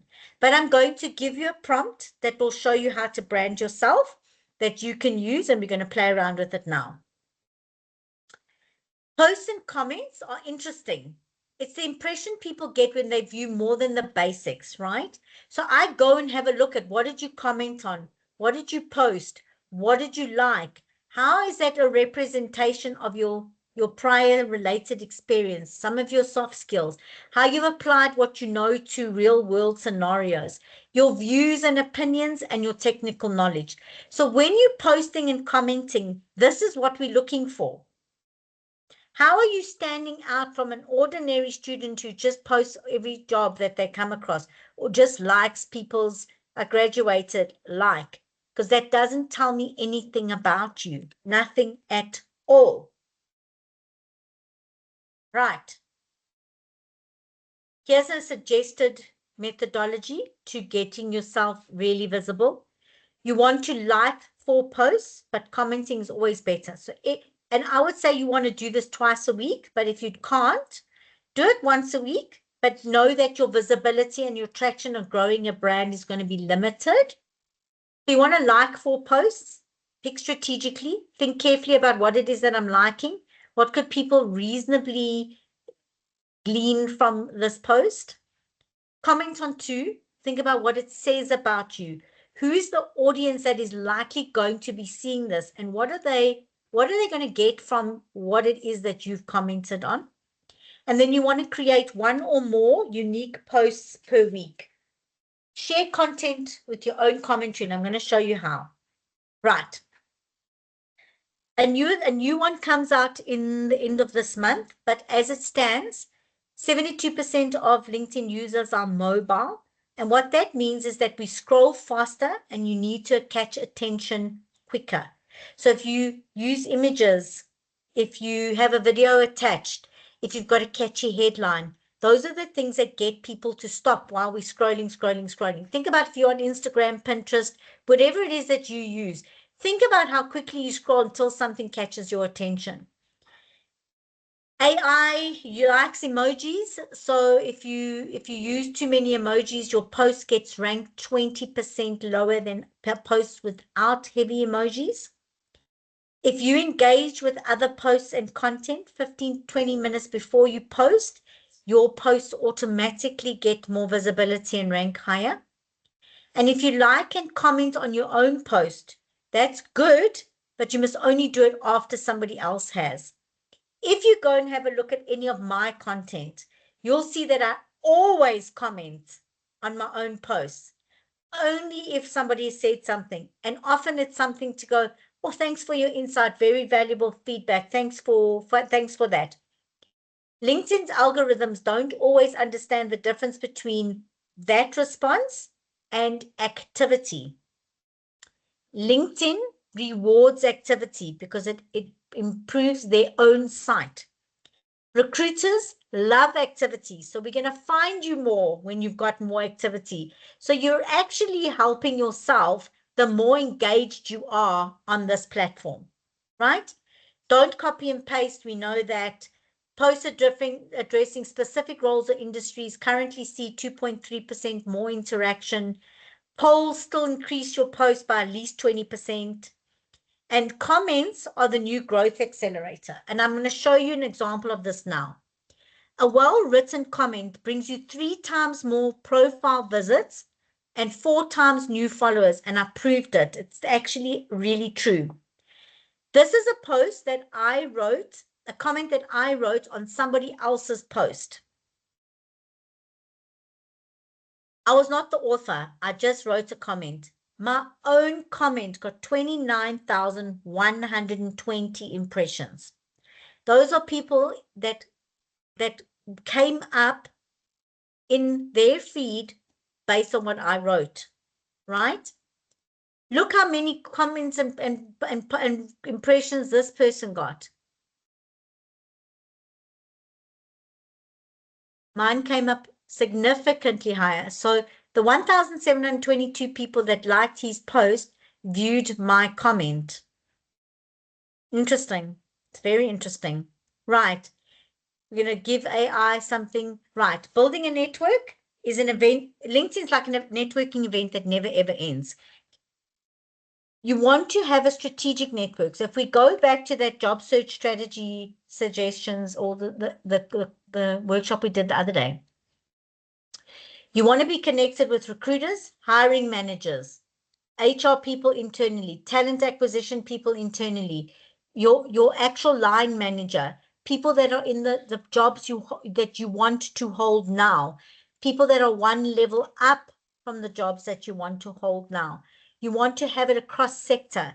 You want to be connecting with people in the companies at jobs you've applied for. So those 5 jobs you took as an example the other day, let's say one of them was for Pepsi, one of them was for AB InBev, one of them was for SA Breweries. Your network needs to consist of people that are in those spaces.